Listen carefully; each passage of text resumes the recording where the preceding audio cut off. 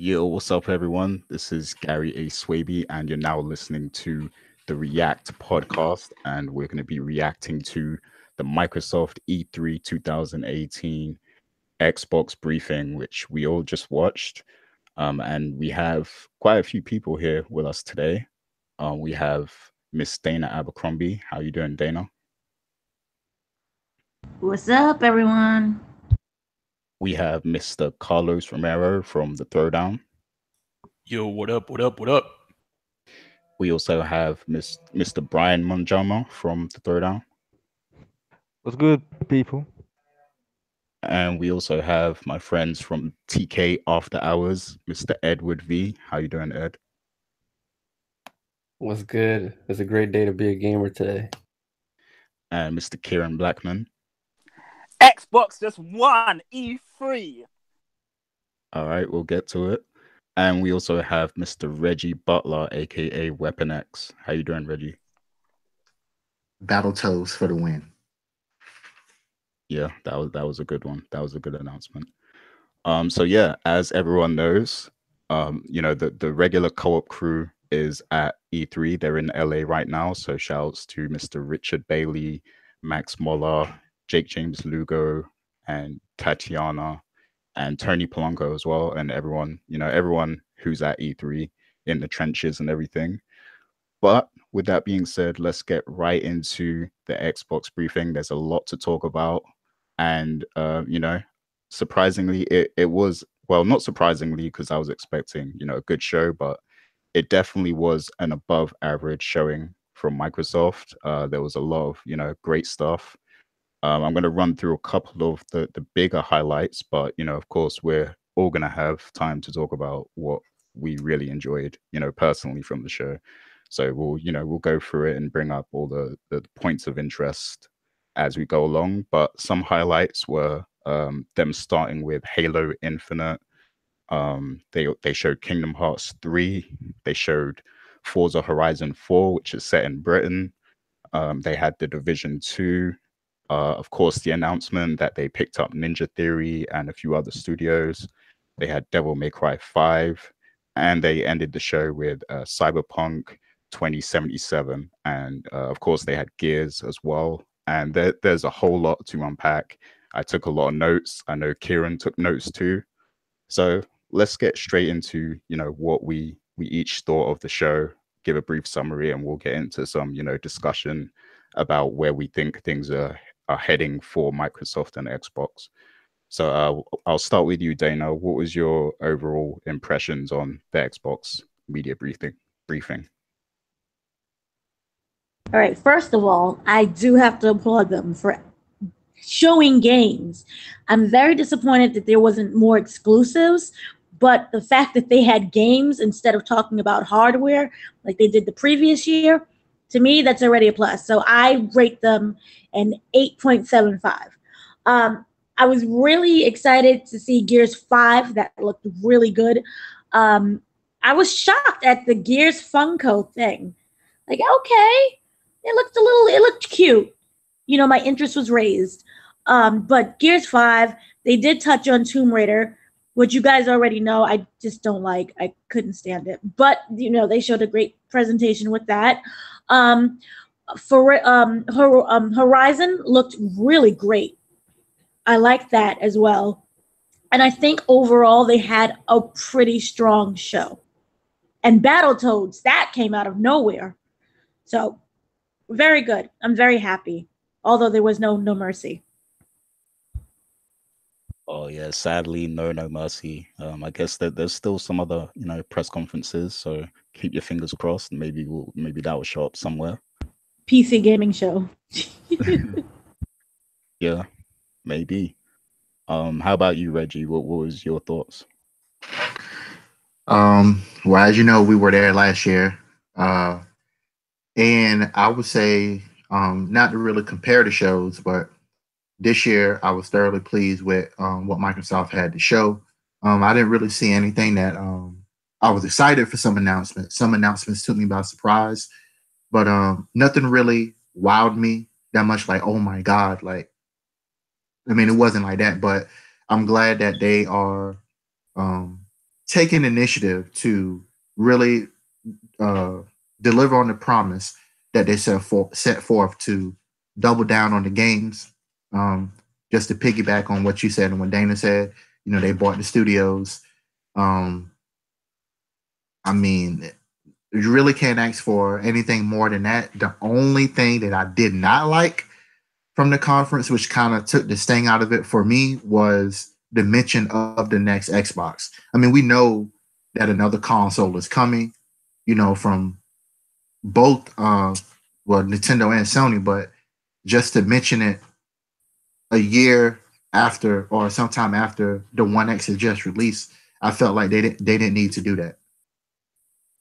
Yeah, that was one thing that shocked me. Like, I wouldn't even mention new hardware right now, like especially after showing so many games. Like, just chill on the hardware talk and just do what you're doing with the games and everything. But yeah, I mean, I guess it's no secret that we know Sony's working on something, so I guess Microsoft feels like they have to get a head start too on the next one.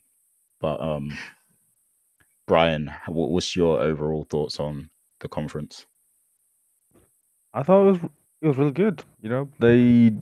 They did what they were meant to do. Like they showed a bunch of games. There was no PR talk, no corporate talk, no talk of sales and engagement and whatnot. Just games, games, games. A brief breather, and then more games, games, games. So I can't really fault them. They did deliver. Exclusives wise, I'm guessing that they were just okay. I feel like people are just commenting on the fact that they have no new exclusives in the sense of no new IPs that are exclusive and that are AAA. Because I'm pretty sure that in like the middle part there were bunches of exclusives that we didn't catch because we were just hoping for AAA exclusives. So I feel like people are just looking for the wrong type of exclusives. Do you mean the idea Xbox games? Is that what you're Yeah. referring to? I feel like people are just like discarding them because they're not AAA games. Because again, I don't know. Some people don't see like indie games as exclusives. They just see them as it's not AAA. It's not going to be counted. Thank you. Sorry, Brian, but thank you. I tried to tell Swift on the last after hours about this, and thank you. Thank like you. my Like you're my friend. You're my friend. Thank you. If you were here, I'd hug you and shake your hand. Because Swift is one of those people that discounts them indie games, but they're really, really good games because I play them. So thank you, Brian. that is not what I said at all. My Yes, it argument is. my Yes, it argument is. You're was saying they're that not exclusive no, because they don't come out in the shop and they're only listen, on ID. Don't lie. listen, my argument Brian. was that I think they should highlight each game individually and take the time to highlight them and not just bunch them in with the ID name. Like they should, give them each their individual just due. That was my argument. Says the But same person who just said the conference was long. It was 100 minutes. Okay, then. wait, when did I say that? In the chat when we were watching the conference. No, that was Carl. That was somebody else completely. But yeah, that's cool, Brian. Thanks. How about you, Carlos? What's your thoughts on the Xbox briefing? Yeah, it was pretty good. I will say this though, coming from the EA conference last night, or no, it was in the morning actually. I mean, expectations for E3 were just at an all-time low. So what Microsoft threw at us was a really pleasant surprise. I was like, obviously, all the games that everyone mentioned, there was a whole bunch of world premieres, which is pretty good. The games that actually I'm more looking forward to are the smaller games. I mean, we already expected Gears, Halo, and Forza. I mean, I know it's a running joke, but we already expect those games. And like the games that I kind of look forward to are more the Cuphead Ori kind. Ori 2, man, that game's gonna be freaking crazy. That trailer we got was amazing. Other than that, the Ninja Theory, so one of the things that I was looking forward to is sort of what Microsoft has to lay down as sort of a rubric of the future. They get all the criticism about not having that AAA exclusive content and stuff like that. So one thing that I wanted to see off of them, and not necessarily, this is going to release this year or next year, is sort of games or sort of the potential we have for the future. And the acquisition of Ninja Theory, Playgrounds, like all of those acquisitions are a pleasant surprise. And for me, the whole Ninja Theory thing was a megaton for me. It's a huge announcement. It's probably the biggest announcement that whole conference, and maybe it'll be the biggest announcement at E3. I don't know if we'll get anything bigger than that. So, yeah, Microsoft is going the right direction with this conference. Hopefully, we'll get to see a lot of the games coming soon. The whole Game Pass thing. Forza Horizon 4 coming out in Game Pass was amazing. I was like, damn. So I don't get to pay $60 for this. I can pay Game Pass and get the game. So I like a lot of the stuff that was mentioned in this conference. One thing that pissed me off kind of is the Halo Infinite reveal. We didn't get anything other than that world building trailer and the title. We were expecting sort of Halo 6 to be released, and there was also all the rumors about whole Halo Infinite, but we didn't get any details about the game. Is it? It's obviously in development, but anything other than that, even maybe we're slating this to be a 2019, 2020 release or something. We didn't really get anything other than what they showed us. So that was kind of disappointing for me. The gear stuff was definitely a highlight. I like the fact that we're going to be playing as that chick instead of, it doesn't look like it's a Phoenix-centric story anymore, which is something that I appreciate because the Phoenix story is kind of getting stale. I like the fact that they're moving on to different personalities in the game, in that world. So yeah, just short thoughts for me. That's for me. Yeah, a lot of interesting thoughts there. I definitely agree that the acquisition of those studios is the biggest takeaway from this. For me personally, that's like the biggest announcement because I feel like that sets them up for the future. And yeah, like now that they've bought some studios, they can start pumping out games, at a faster pace than they have so far. So I think that's definitely the biggest announcement. I do have some more questions, but I'll get to the other guys. So, Edward, what's your brief summary overview of the Microsoft Xbox conference? Yeah, I was really impressed. Like people mentioned, the acquisitions of those studios. I think those are solid studios that in the future can produce, quality games. It might not be these big Triple H grandiose titles, but it'll be solid games that, Microsoft can have, for gamers, for their community. And I know a lot of people give them like a bad rap for not having these AAA titles or whatever, exclusive titles. But today they proved that they have exclusive titles.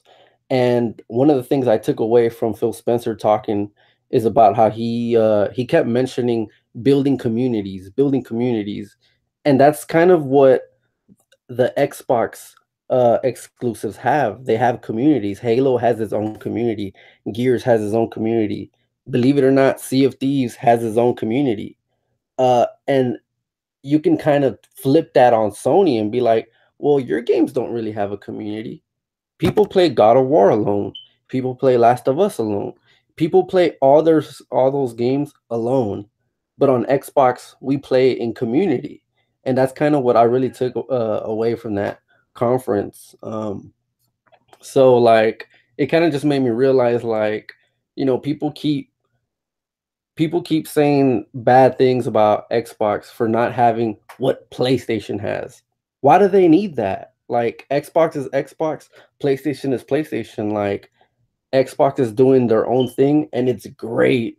But if you're just going to hate on it, then you're just going to hate on it. Like, be real with you, because what we saw today was like excellent. Amen. Amen. What a wonderful sermon, my brother. Cool. Reggie, I'm gonna let you go, Reggie, but Kieran, go ahead and jump straight into your thoughts. Well, first of all, I just want, before I get into this, Dana, you said something about you wanted to see more exclusives.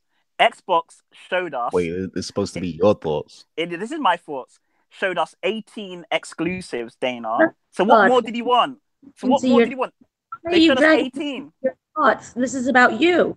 Yeah, Think no, for but yourself and do a comment based on your ideas. Thank you. But you said Don't more worry. exclusives. But I like the Go fact on that in your Xbox statement. had 18. Xbox had 18 exclusives and they showed 50 games. They did not talk about hardware this year or last year.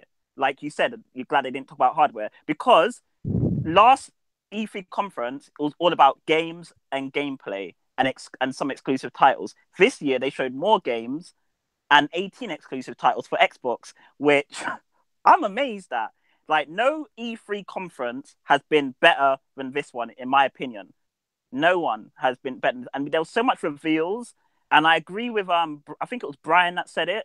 Was it the next Xbox announcement? That was a bit like, why did you have to say that? That's the only thing I hated about it. I was thinking, what's the need? And the thing is, the conference went on for so long that I was thinking, what more can they have to offer? And they gave us all games. And the Gears of War gameplay looked amazing. All the games were in 4K, 60 frames per second, they were saying. And the ID games, I'm glad they still supporting it because I love ID games. And this thing about AAA exclusives, like what the hell is a AAA exclusive? Because some of these ID games are better than what are meant to be AAA exclusives. And I just think Microsoft had a big conference that was amazing. And the Game Pass stuff which was amazing because all the games that are coming as exclusive titles will be available on Game Pass as well. So I'm kind of happy about that. And this conference was just amazing. I've got a lot to say about this and I wrote it all down. But yeah, it was just 10 out of 10 for me. Cool. So you're happy about the 18 exclusives? Yeah, I'm happy about that they had some exclusives. But I prefer the I don't know. Because I like the exclusives, but I play multi-platform games as well. So it don't really matter to me. But I'm glad that we have like... I wasn't expecting Gears of War because the way it goes Halo comes first, then Gears of War, then Halo, and then Gears of War. But we got all the announcements at the same time, and we got 3 Gears of War games that are coming to Xbox. Like, and there's always a game for everyone. Whatever game or genre you want, Xbox is the console for you because they have a little bit of something for everyone. So it's a community game, something for everyone, isn't it? You can probably say that about every console, but yeah, at least there is more variety. So Reggie, what was it that you wanted to speak on? You wanted to, piggyback off of something. So Edward, he was talking about the whole thing with communities and how, the people on the gamers on Xbox, they play as a community, and where PlayStation, like some games he said, they play alone. I can agree with that to a certain extent, but that's besides the point. But I think the reason why you have that type of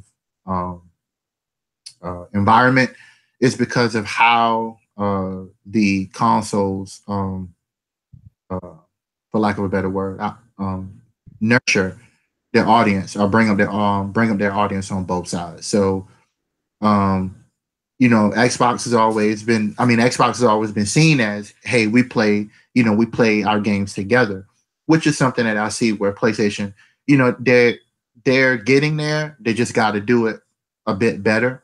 But I just wanted to touch on that a little bit. As far as what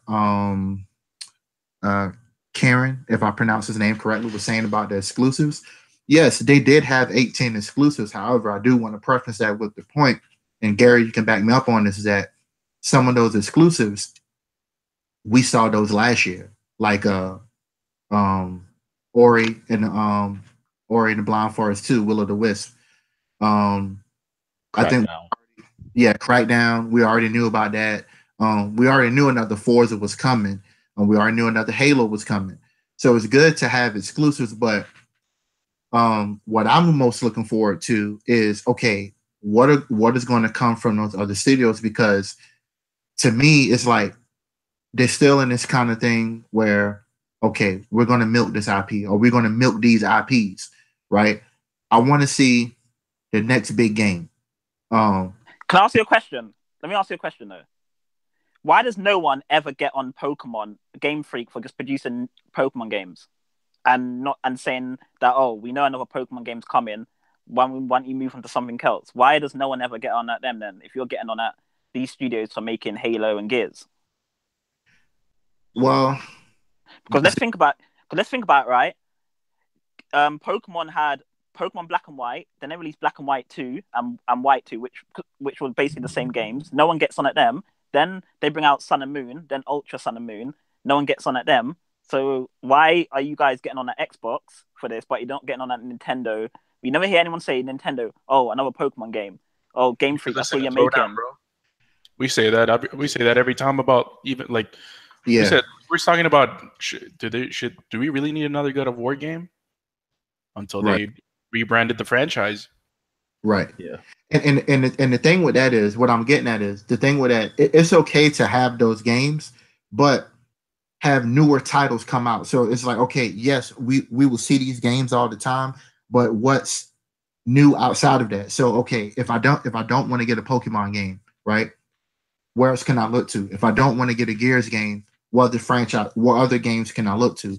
That's all I'm saying. It's okay. To me, it's okay, if they do that. But like, if I'm looking at Sony, okay, like they're gonna make new IPs and stuff all the time. They're always gonna give you something new, right? They're always gonna surprise you, right? It's not a thing of, you're probably gonna get another God of War or a Horizon Zero Dawn. But it's kind of the way I always look at it is like, back in the day, I used to read the Double XL magazine. Up until recently, they used to do their freshman cover, right? So they'll show like the new artist that's coming out, or whatever new artist came out this year. I compare if it was just Sony, well, let's put the big three in it, right? All this is about Microsoft. Let's say if you had Sony, Nintendo had a cover, Sony had a cover, and Xbox had a cover. It's almost willing to guarantee you that things would almost stay the same. Things would look the same on the Microsoft cover versus the Sony and Nintendo cover. Is that a bad thing? No, not really. If you want that type of thing, if you want the type of stuff, but that's all I'm saying. So again, it's not that they keep making the Pokemon games, but if you don't want to play the Pokemon games, or that's not your cup of tea, there's always other choice. Microsoft is doing the one thing that I wanted them to do since the last year, right? Where, okay, build a roadmap and show me what's coming down the line, right? They're doing that. Now, I want to preface this by saying, preface some other things and saying, okay, those 5 studios, while Ninja Theory, to me, like everybody said here, that was a big, to me, that was a big megaton, right? We got to understand, we're probably not going to see anything from them studios probably for the next at least 2 to 3 years, tops. By that time, we already know we're going to be into the next generation. So the way I see it, I look at whatever's coming out for the X is going to be on that next platform. One thing I was looking at on my DM just now, Tony Polanco, he's on the ground out there with Rich, just said that there was talking about the whole thing with the new console. So I guess for them to get a fresh start, wipe the slate clean while building your solid lineup. So that's all I wanted to say about that. Things you said stuff about Nintendo, right? But all the fans who buy Nintendo consoles, they love Zelda, but you will know there's always going to be a Zelda game. Mario, there's always going to be a new Mario game. Didn't they just release one Mario game and announced another one already? Then there's going to be like all these games. Like people, doesn't matter if we have the same games. People like it and it's what sells. Pokemon always does over, 9 million copies. Gears, Halo always do that. So what's wrong? You can always have the same games. It's all about what makes money at the end of the day. The company runs on money, not what fans want. Because look how many L's Sony has taken by all their new IPs. Most of them fail, some of them do good. Not all of them succeed. Wait, did you just say it's not based on what the fans want? Yeah, it's not based on what the fans want. It's based on what makes money. Who buys the games? Fans buy the games, but if they're not selling, then if they're not selling, then obviously they're not making something the fans want if nobody's buying it. That's what I'm trying to say. Gears makes money, so loads of people buy it. That's why they keep producing it. Forza makes money. That's why people keep buying. That's why they keep making it. So you can't hate on them for bringing out the same games. That's what I'm trying to say. Because obviously people are buying it. There's a demand for it. Like there was a demand for a new Halo and a Gears anyway. So you can't get mad at them for announcing it at this conference. What you're talking about is the vocal minority.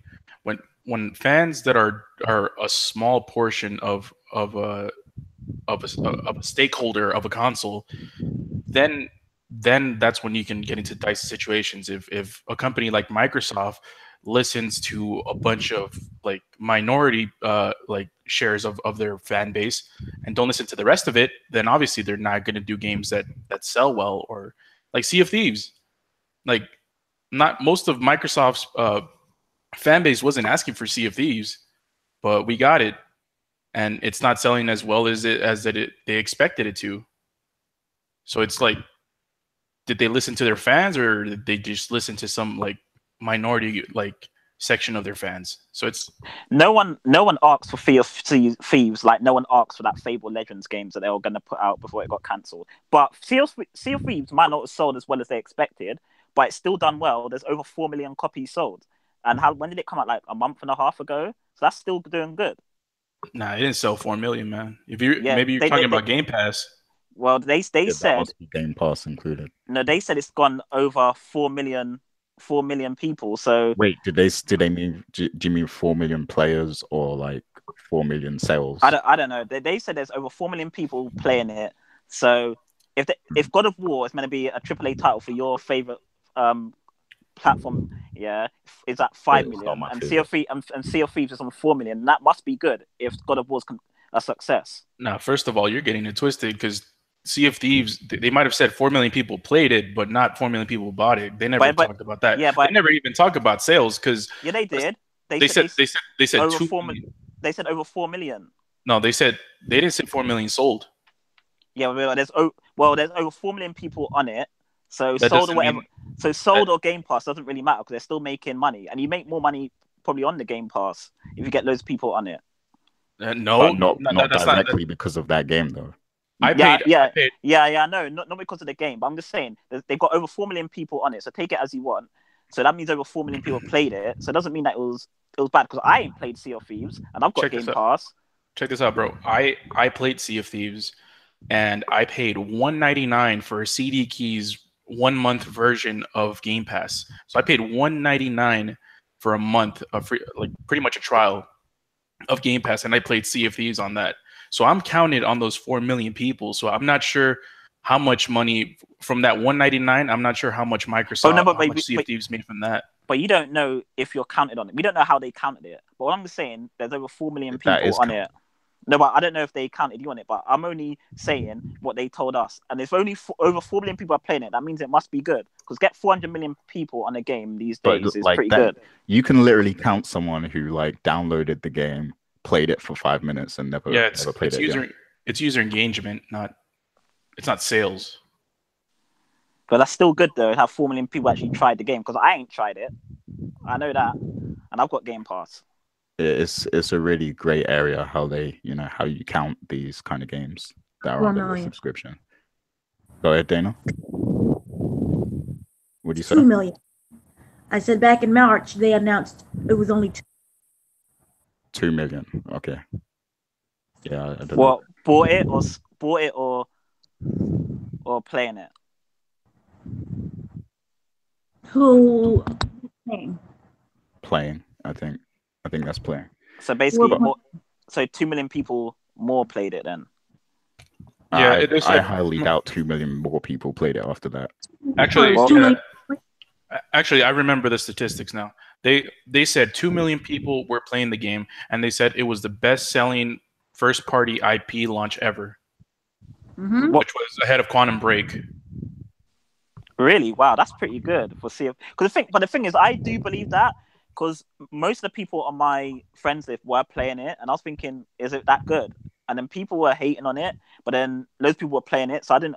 But I ain't really played it, so I don't really know, because people are chatting a lot of crap about it, but I don't know if it's actually good or not. But loads of people are playing it. That's what I know. Okay, so real quick, just to clear it up, it's 4 million players on Sea of Thieves because the trailer said so. I'm just making that point. I don't know what that means, but whatever. Wait, which trailer said that? The one they just showed today? It says so far in Sea of Thieves, and it says 4 million players, 1.5 something. I don't know. So basically, if you're a hater, you're gonna say that all Game Pass, and if you're not gonna say anything. All right, leave it at that. Well, that's a mystery how Microsoft calculated that, but yeah, if they say 4 million, then cool. But one thing, like a question I had about Games Pass was, we had the lady come out on stage, and she announced that they're doing something new with Games Pass called Fast Start. So I wanted you guys to explain like what exactly is this Fast Start, because I actually didn't, I didn't fully get the grasp of it. Does anyone know? I honestly don't think anybody here knows, including myself, because like you don't really. Anytime they explain stuff like that on the stage, is like we don't really know all this tech talk, or at least I don't. I don't know. I assume it's just like a push A on this game and it instant. Like a streaming. I would assume. Yeah. Okay, based on what I managed to get from them, it seems like they have the Xbox Game Pass thing, right? And basically, they have deployed some machine learning algorithms that somehow can like better launch your game faster based on like how much you launch it. So it sounds like they have like some sort of like weird in-cloud cache where it just like knows like, okay, this guy plays like Sea of Thieves like 10 times more than Nier. So hence we like load up Sea of Thieves faster because it's like cached somewhere. That's my understanding of how it works. So all in It's all, it's just faster launching of games, which Go ahead, Dana. kind of meh. for select titles, and basically all it is for the people to get they can play their games faster. So what happens is it learns how to download only the necessary parts of the game, so that instead of waiting, say 4 hours for say Gears of War to download, it knows what parts to download faster, so it cuts your time in half. Oh yeah, BattleNet does that. They like, let's say you have to download 10 gigs for the whole game, but sometimes you only need to download 6 to play the game. So maybe Right. it's something like that. I'm not too sure. They weren't really super specific. They were just talking about how the performance increases. But other than that, they didn't really give us detail as to how.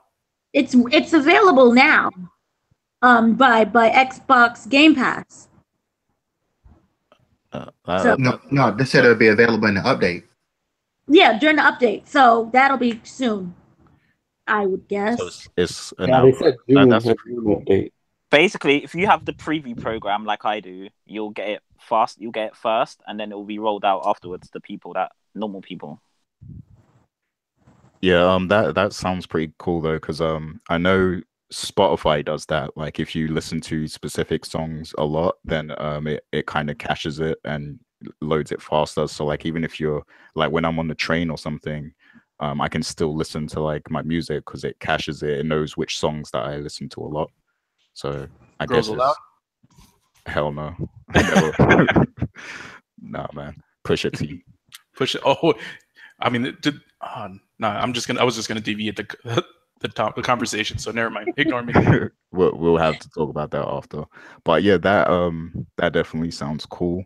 I like that they're kind of evolving Game Pass because it does have potential. That service has a lot of potential to it. And Sony, because Sony bought Gaikai, and I feel like they need to reevaluate what they're doing with PS Now and come up with something more like Games Pass. Because this is something that Microsoft completely blows Sony off the water with. Games Pass is like, even if you don't like half the games are in that system, it's still a service that's worth it for most people. It has a lot of games. It's getting all the new ones.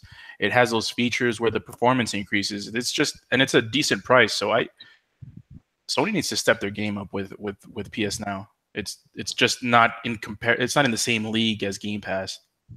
One thing I honestly feel like Game Pass could potentially one day be like an OS that you just have on your TV. yeah, Or like a lot of TVs have Netflix and stuff. Like I see that future. wasn't that what Phil was alluding to? Because near the end of the conference, he said something. Yeah, that's something like that. So I mean, it's clear to see that they're capable of that stuff. Well, in the near future, whenever they perfect it. One thing that no one talks about with Game Pass, which I think is really good, is that if you didn't play the great Xbox 360 games, you get that too on Game Pass. All the backwards compatible games are on Game Pass as well. So I think that's a really good feature as well that they have to play the old Xbox One, the original Xbox games and the Xbox 360 games on Game Pass, which no one really talks about. Yeah, I give Nintendo a lot of shit because they refuse to release the Virtual Console on their freaking Switch. But Game Pass could kind of work as a Virtual Console too, except you have all the fucking games available to you when you start paying for that service. So yeah, Right. it's something that they're kind of innovating in that space that no one else is doing, and they need to catch up. Agreed. Games Pass, I think, unanimously, I think we all agree that Games Pass is definitely one of the best things Microsoft has going for them right now. So Yep. that's pretty dope. But let's get in depth with some of the announcements and things that were shown. So I'm going to start with Kingdom Hearts. So what did you guys think of that game being shown first at Xbox? Because Square Enix has their conference tomorrow. So just the fact that they showed it here first, and I believe this is the first time that we're seeing the Frozen world with Elsa and everyone in there. So that's kind of a big deal. I just remember saying that. I remember I made that prediction. I just gotta big myself up a little bit because I said that on the prediction last episode of the After Hours. But I don't know. I just had the feeling that they were gonna show some Japanese stuff because I remember Phil was made it a big deal that he was out in Japan meeting with studios. So what bigger games than Kingdom Hearts to have at your press conference? Yeah, Ed, when he said that about going to Japan, for the first time ever, we're getting Shonen Jump, which, if you don't know, that's like a fighting game where all the Shonen Jump characters are in. So Phil did a good job going to Japan because that hasn't been released on Xbox before. It's always on PlayStation, and it's hard to get in England. And we're finally getting it on Xbox. Well, is that me, or is he breaking up? That's No, Cyber. Okay. that was. Okay. I just want to say really quickly that the Frozen world, I don't know why I was so distracted by their voices that for me it just kind of took it away from the whole gameplay. Other than that, the gameplay was, basic Final Fantasy stuff. It's nice to see, if you're really into Disney, all of the mixture of the different characters, and if you're into Final Fantasy, that was really nice as well. But I don't know if it was because we've been waiting so long that I just no longer care. And I'm happy that they finally announced a release date, which I was surprised because I felt like it took away from Square Enix thunder a little bit. But for me, overall, it was just okay. I will have more of a feeling once it's actually in my hand. If you can prove to me that you're not going to delay the game, especially a day before its release date, then I can feel some type of emotion towards it. But right now, it's okay, that's nice. What's next? Yeah, I was really impressed with it because I feel like this is going to be a much more accessible game than the last Kingdom Hearts games were, because those were really kind of traditional Japanese, really tough games to get through kind of thing, especially if you play them now. They're so complex, going back to them. But I think this game will be one for everybody. So even if you're just a casual Disney fan, I think you'll probably be able to play this and enjoy it. And I'm hoping the story won't be too convoluted as well. Yeah. Go ahead. Oh, Dana got dropped. For me, technical difficulties, but yeah, go ahead. I'm not the biggest Kingdom Hearts fan, but this, it looked good. I like the fact that it's a whole bunch of worlds tied in, and it's kind of the purpose, and they're adding the newer stuff, the Frozen stuff. So it's something that I'll probably might give it a shot, but I'm not looking forward to it as much as other people are. People are losing their minds over this stuff. Their lives are dependent on Kingdom Hearts 3 releasing. Yeah, So I'm man. not. Like people have been waiting for years, for like a decade or something. Hmm. So yeah, I'm just kind of sort of whelmed over that game more than anything.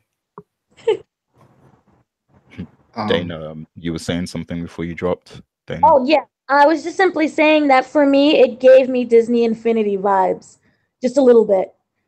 And I know that for me that was a game that a series that should have never been canceled. So from that aspect, I'm kind of happy with what they did.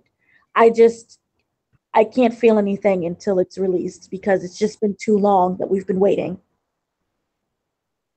Fair enough. I do think January is a good time to release it because I think, like, you'll just be coming off of the whole full rollout of games, and then they're probably when you probably would have got all of them out your system already, and just to start off the year with that game, I think a lot of people will pay attention to it. Reggie, you had something to say about this? So, Kingdom Hearts, that is a title that is a franchise that is near and dear to my heart. Um, just seeing the release date this morning, I darn near fainted uh, while laying in the bed. I'm being facetious with that one, but the yeah, I didn't. I mean, to be honest, it's not uncommon for a Square Enix game to show up on the Microsoft stage, especially an RPG. But for the first time for it being on Xbox, I think that's an awesome thing because now those fans get to play it. But it's not like the game was ever exclusive, anyways. But what I wish that Square Enix would have done, and maybe it has something to do with Sony, which I'm almost probably 90% sure of, is to bring the other Kingdom Hearts over so that for the Xbox fans that probably they if this is their first time playing Kingdom Hearts and they haven't played the other ones, then they could bring that whole series over, like the Kingdom Hearts 2.5 or the latest one that they just redid for the PlayStation. I thought that would have been a nice announcement to follow up with the announcement of Kingdom Hearts 3. I think if they did that, that would have totally got people, got everybody ready, for the title. But I was excited. I'm hey, bring it on, bring it on. That's a great point, and I think that's an announcement that could still come. I think I wouldn't be surprised if you even like you might see it on Game Pass or something, like Yeah. those games. But yeah, Ruthless. What was you saying before you dropped? Now just said that going to Japan was a good thing for Phil Spencer because he brought us Jump Force, the Shonen Jump game, which is like it's not the same title game, but it's a game where all the Shonen Jump characters from the serial mangas get together. Yeah, that one. Because I think there's two types of games. One's a Shonen Jump, and there's another one where it's only been on PlayStation and it's hard to get in the West as well. So it's good to like finally see it here, and it's a new engine. Like it's a totally new engine, like totally new game, which is amazing. Yeah. I like to, call myself a weeb, and that game definitely piqued my interest. Can you guys explain what exactly the concept is? Because to me, it looks like a Smash Bros for anime characters or something. Is that It's basically a fighting game, like not Smash Bros type, but like a proper fighting game with manga characters, manga anime characters. Because as you see in the trailer, you saw Frieza, you saw Goku, you showed Naruto, you saw New World Luffy in his Gear 4 form, which means it's going to be up to date. And but it's surprising I didn't see Goku go Super Saiyan Blue or Ultra Instinct since the game is up to date. But you also saw like Light from Death Note in it. So it's basically all those characters from anime getting together and just fighting. That sounds really cool. I'm definitely gonna keep my eye on that. I saw some pictures on Twitter. Apparently, it's playable at the show, so I'm sure we'll see some more stuff later this week. Awesome. I got to hit up JJ about that. Yeah, Brian. Any thoughts on Kingdom Hearts or Jump Force? Don't care about Kingdom Hearts. Never have, never will. Jump Force looked cool. Interested to see what characters they add.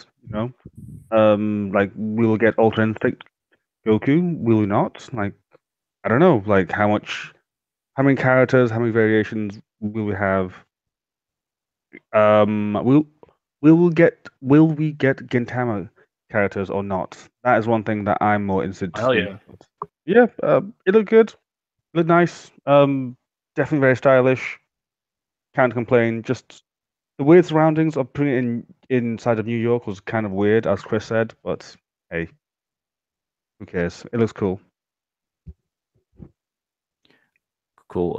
Another thing I wanted to discuss as well is Devil May Cry 5, because while it's awesome that we are getting Devil May Cry, I was a bit confused because like the art style looked like it was the remake, like based on the remake, but it's actually a sequel to Devil May Cry 4. So did that throw anyone off? And do you have any theories about the path this game is going to follow? And who here is into Devil May Cry? First of all, I'll speak. I- Oh, go ahead. Yeah, I like the franchise. I was kind of upset. I mean, I in the live action, I was hyped because I just wasn't expecting it. But I was kind of thinking about it. I'm like, do I really want to see Dante again? I wasn't too excited for that. Yeah, this looks like it's like a straight continuation from the reboot, right? Am I? that's what I thought, but they said it's I'm from- actually okay. I actually follow some guys who are like deep into DMC, and apparently they are saying that it carries off from potentially where DMC 2 ended instead, and that was Nero, not the old. That was Nero, and not the reboot Dante. So Wait, so the guy that showed up at the end, or the guy that was there the whole time? the guy that was there the whole time, that was Nero, and the guy at the end on the bike, that was Dante. That was Nero? Yeah, because Yep. of his arm. Yeah. wow. Oh, okay. Yeah. So that's 'Cause he what had I mean by, it was like, Because he had a buzz cut. I'm like, that should because Nero has that fucking the emo hair shit, So I'm shocked. I didn't even know it was Nero because I liked Nero on Devil May Cry 4 was the best part of Devil May Cry 4. So I'm Yep, that was him. cool. Okay, so yeah, it looks like it's part of the stream mainline Devil May Cry franchise. So that's good.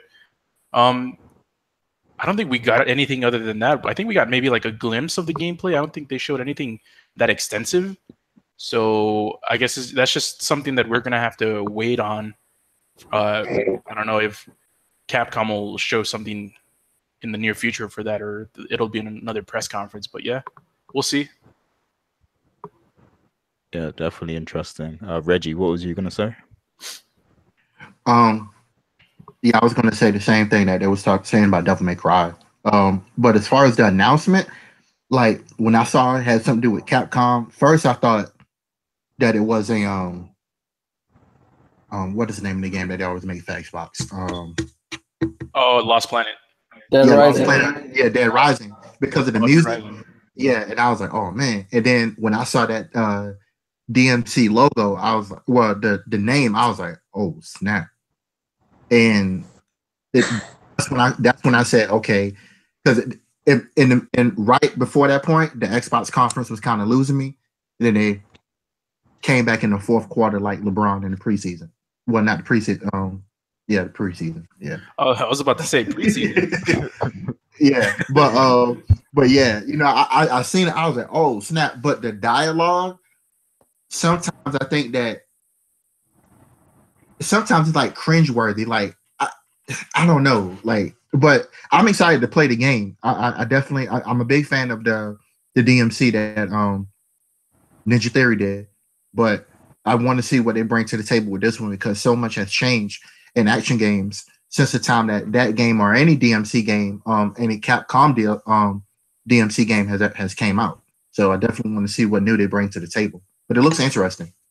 Just need to see more. Quick question for Reggie, real quick, because you said Kingdom Hearts is near and dear to your heart. Do you not find their voiceovers cringeworthy? Because in that trailer, me personally, I find it cringeworthy. Yeah. The voices were cringeworthy. I'm not just like this hyper. Like I'm a fan of Kingdom Hearts, but yeah, the voices, in that trailer, they were cringeworthy. I think they should have dialed it back a notch, but I think it's a bit too late to go back and tune those voices a bit. But I mean, who knows? I mean, it comes out in January, but I wanted to see what you thought about them. yeah, I'm just amped to play the game. I wish they had another voice for Sora, but we'll see. I mean, but I'm just amped to see it and where they take the franchise from here. I know that some people they played it at Judges Week, and a lot of people were talking about it. So yeah. Cool. Yeah, we are going to get to the exclusive stuff in a sec, like because I want to drill down on that too. But there's a few other third party things I want to touch on too, and I have to ask Carlos and Dana because I know you guys just got done recording the Throwdown live show. Brian was there too. So when they showed Session, the skate thing, I know Adam Vale has been looking forward to skate. So what was going through, like what was he saying in the Throwdown about that? It was a range of like pure excitement because he thought it was skate, to just like that this isn't skate, to just pure heartbreak, and then him trying to cope with it not being skate. I'm like, he's saying that the game is, it's good, but it's not skate, and so it was sad, man. It was just like watching someone get their heart crushed. Talking about Session. Yeah, like yeah. Who was that made by? I don't know. I think it's like a GoFundMe. Like they did a GoFundMe on that. Really? Yeah. Yeah, I felt the same way that Dana felt. My heart sunk. I was like, okay, are they going to now skate? Like, and then you see it. I'm like, no, this ain't a good look. It was to me. I was just really taken aback and slightly offended because you know that people wanted skate, but to just show this random GoFundMe game with skate. It was me.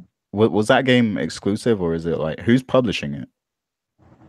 I wasn't like any information. It went by so quick as well. I think I don't know whether it's exclusive. Creature Studios. Made by Creature Studios, and it's only on Xbox One and PC, pretty much. Oh, okay, so it's semi-exclusive then. It's a console exclusive. Yep. So it's an exclusive, not semi-exclusive. Well, it's on PC, so it's console exclusive. Yeah. It's on Windows 10 and Game Pass and Xbox One. Console exclusive.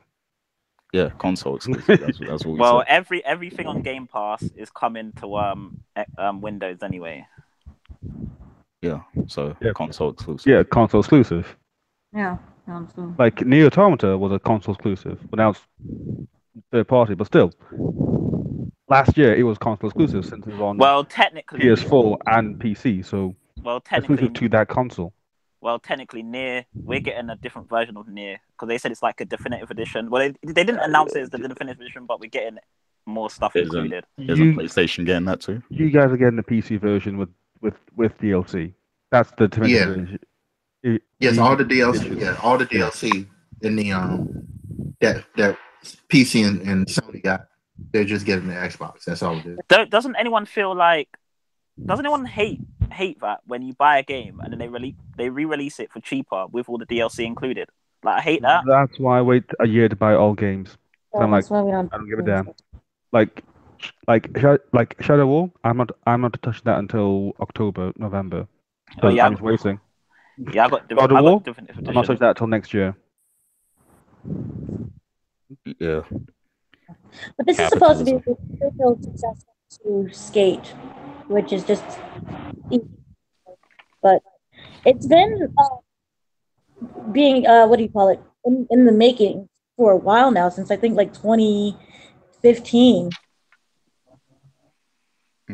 I feel like there's a lot of teasing going on with these Skate games because they turned on the servers and everything for Skate, and now we're getting this thing. Like I don't understand what's going on. It's like they know there's a void there, and they're kind of just playing with our emotions instead of just giving us what we want.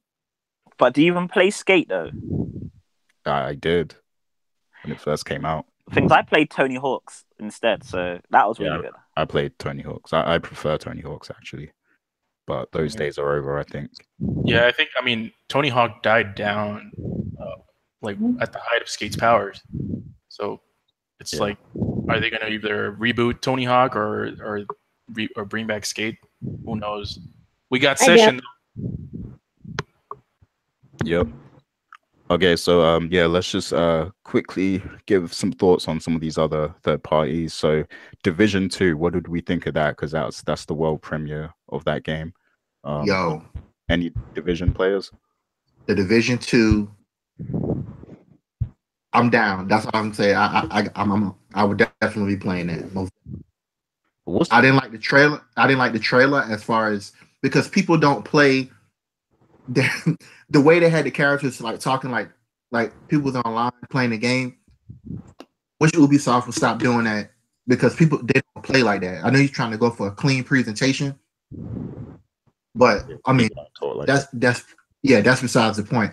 It looks real good. Like, it looks very, very polished. I agree. It looks very polished, and I like the Division 1, like, for the most part. But I just felt like they didn't deliver on that last promise. And so, I'm like skeptical. I'm not completely in, but I mean, you get a couple friends to buy the game with you, I'll definitely be there. So, yo, you can sign up for the beta today. It said on Xbox, so sign up for the beta. Yeah, definitely do that. And how about Fallout 76? Because they kind of showed a lot of that. Well, we'll probably see more of that tonight too. Looks lovely. It looks like it has color in it. Yeah. Yeah, I was surprised, like, by all the greenery. I'm like, oh shit, plants grow on this game. So what's the deal with that game? Because I thought it was going to be like an online survival kind of game, but it looks like just a normal Fallout game. But it looks like one of the main things about Fallout 76 is that apparently you get to build your own cities or little towns. And as far as Fallout 4, like, I was not into the whole building thing. So if that's like what the game is based off of and encourages you to do throughout your gameplay, then I'm kind of not into that, But in general, I love Fallout, so I'm kind of curious to hear more. And I don't know, I saw something on the net that said this game is out very soon, like in a couple of minutes. What they said about Fallout 76 is that it's a prequel for all the other Fallouts. So this will actually be like predates Fallout 1, 2, 3, 4. And it's 4 times the size of Fallout 4. So I don't know how big that's going to be. And what you said about building stuff, if you heard that, well, I saw an article this week that said they put that in Fallout 4 and it was so popular.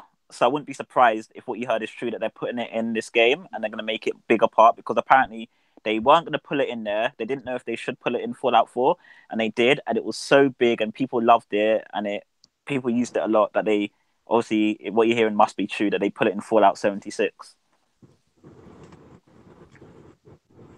Cool. Anyone else want to chime in on that? Yeah, it's an online multiplayer survival game in the spirit of DayZ and Rust. I just like it. It looks real good. So it Not a definitely is online. Fallout person. Cool. Yeah, because that's what I was confused about. I didn't know if it was online or if it's not. But No. yeah, sounds good. I'm definitely. We're probably going to learn a lot more because Bethesda's coming up soon. So that's cool. And how about them ending the show on Cyberpunk 2077? I actually need to see that again. I didn't get to really pay attention to it fully because I was kind of distracted at the time. But from what I saw of it, it looks incredible. I've been waiting to see this game for a long time, ever since they first announced it, which was must have been like 4-5 years ago, maybe, when they first teased it. So it's really good to see this game, and that's definitely a big plus for Microsoft for being the first to show it. But yeah, what are your thoughts on that? Go ahead, Ed. Well, when they show games that doesn't have some type of release date attached to it, we've already been waiting 5 years. So it looks nice, but it means nothing. You just showed a trailer, no gameplay, no release date. So I don't feel anything. Yeah, I do wish we got to see, actual gameplay and stuff, but I really like my sci-fi hacker stories, so I'm already sold. Plus, they got a good reputation with The Witcher, and I just love CD Projekt as a studio, and I don't think they would ever put out a bad game. CD Projekt never put out gameplay like that though. Because remember when we went to see The Witcher, they done a behind the scenes showing to press first, and then Yeah. like a year later they showed that same like demonstration at a conference. They never do. That's not how CD Projekt work. They never actually do. They'll never put gameplay out first. They'll give it to media behind the scenes. Then a year later, they'll give it, and they always do it on PC, which is like their main choice of platform. So we'll probably get it next year. Yeah, I'm sure Richard has an appointment with them, so he's probably going to see some stuff, which is cool. Any more thoughts on Cyberpunk? Yeah, I'm kind of like the rest of like everyone else. Like I have faith in CD Projekt Red, but the trailer didn't really do it for me. Maybe I was just expecting more like actually gameplay or something like that. But I like the fact the one thing that I did like about it is the fact that it looks like it's a world, like a complete world. Like it has different aspects to it, and kind of like how The Witcher 3 is, how it's this huge open living world. Like I have faith that like they can realize that in the cyberpunk genre. So yeah, that's for me. That's what I took from that trailer. Just to piggyback on what Carlos was saying, I think that I have faith in CD Projekt Red as well because I'm a big fan of the Witcher games. I think it was more of the anticipation of people seeing the Cyberpunk 2077 or the Cyberpunk trailer, just an announcement. People wanted to see that. So number one, I love the way how they brought it on. I mean, it's not like we haven't seen this in E3 before, because they have made like a conferences where they've had cuts while people was talking and then it's presenting the game. But just the way that they presented it, it just fit into the whole thing about Cyberpunk. And I mean, yeah, I want to see gameplay. I wish that they deliver that because I remember when they did The Witcher, right? They had gameplay for The Witcher, so it'd have been nice to see that. But just the fact that we're seeing it just lets me know, okay, we're seeing the trailer just lets me know, okay, some point down the line we will see gameplay, and I think we get that at most likely E3 2019. Cool. Was you gonna say something, Ed? No, I'm good. Okay, Brian, any thoughts? I just say it's CD Projekt Red, and at this point, they have earned our trust to the point where they can just do like pretty much whatever they want. So I'm happy that we got a trailer. We actually got some footage of the game, or we got some footage of what in the world. So I see this more as like a world, world building trailer than a gameplay one. So I'm happy on that front, as now we can dissect and see how the world will look like how the world will be, like maybe like will there be factions, like won't there be factions, like how the factions differ, like whatever enemies can we expect or people to like, talk to. So at least we got like a world building trailer. So I'm expecting to see some sort of gameplay maybe within the next year, but possibly by either next E3 or somewhere along the road they'll just do something. Or maybe my hope is in the PC gaming conference.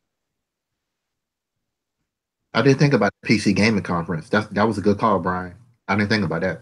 I don't think the PC gaming conference people are thinking about PC gaming conference. But the thing is, right? There's been so much speculation on what type of game this is. We still don't know what type of game it is, do we? Because there was many, like last couple months, there was like it's an MMO game, then it's an action RPG, it's a first person shooter, then it's over a third person over the top shoot. Like we still don't know what it is though, what type of game it is. So I want to know what type of game it is. I highly doubt it's MMO. It's definitely going to be some sort of RPG, but whether it's first or third person is anyone's guess. It could be, you know, similar to Deus Ex or something if it's going third person, but I would think they should stick to third person because that's like their, you know, that's their style of that's a style that fits them, I think. But we'll see. So other third party games that were announced, we saw the Life is Strange game, we saw Battletoads, Dying Light 2, Just Cause 4, Tomb Raider, Nier Automata, and I think that's Battletoads. all. Battletoads ain't exclusive, is it? It's on Game Pass. Yeah, no, I'm talking third party. Oh, I see. Yeah. Yeah. But any thoughts on any of those games? I thought Lara Croft looked bad. Like out of all the games that were shown, I thought Lara Croft Tomb Raider 3, which I'm so excited for, didn't look that good.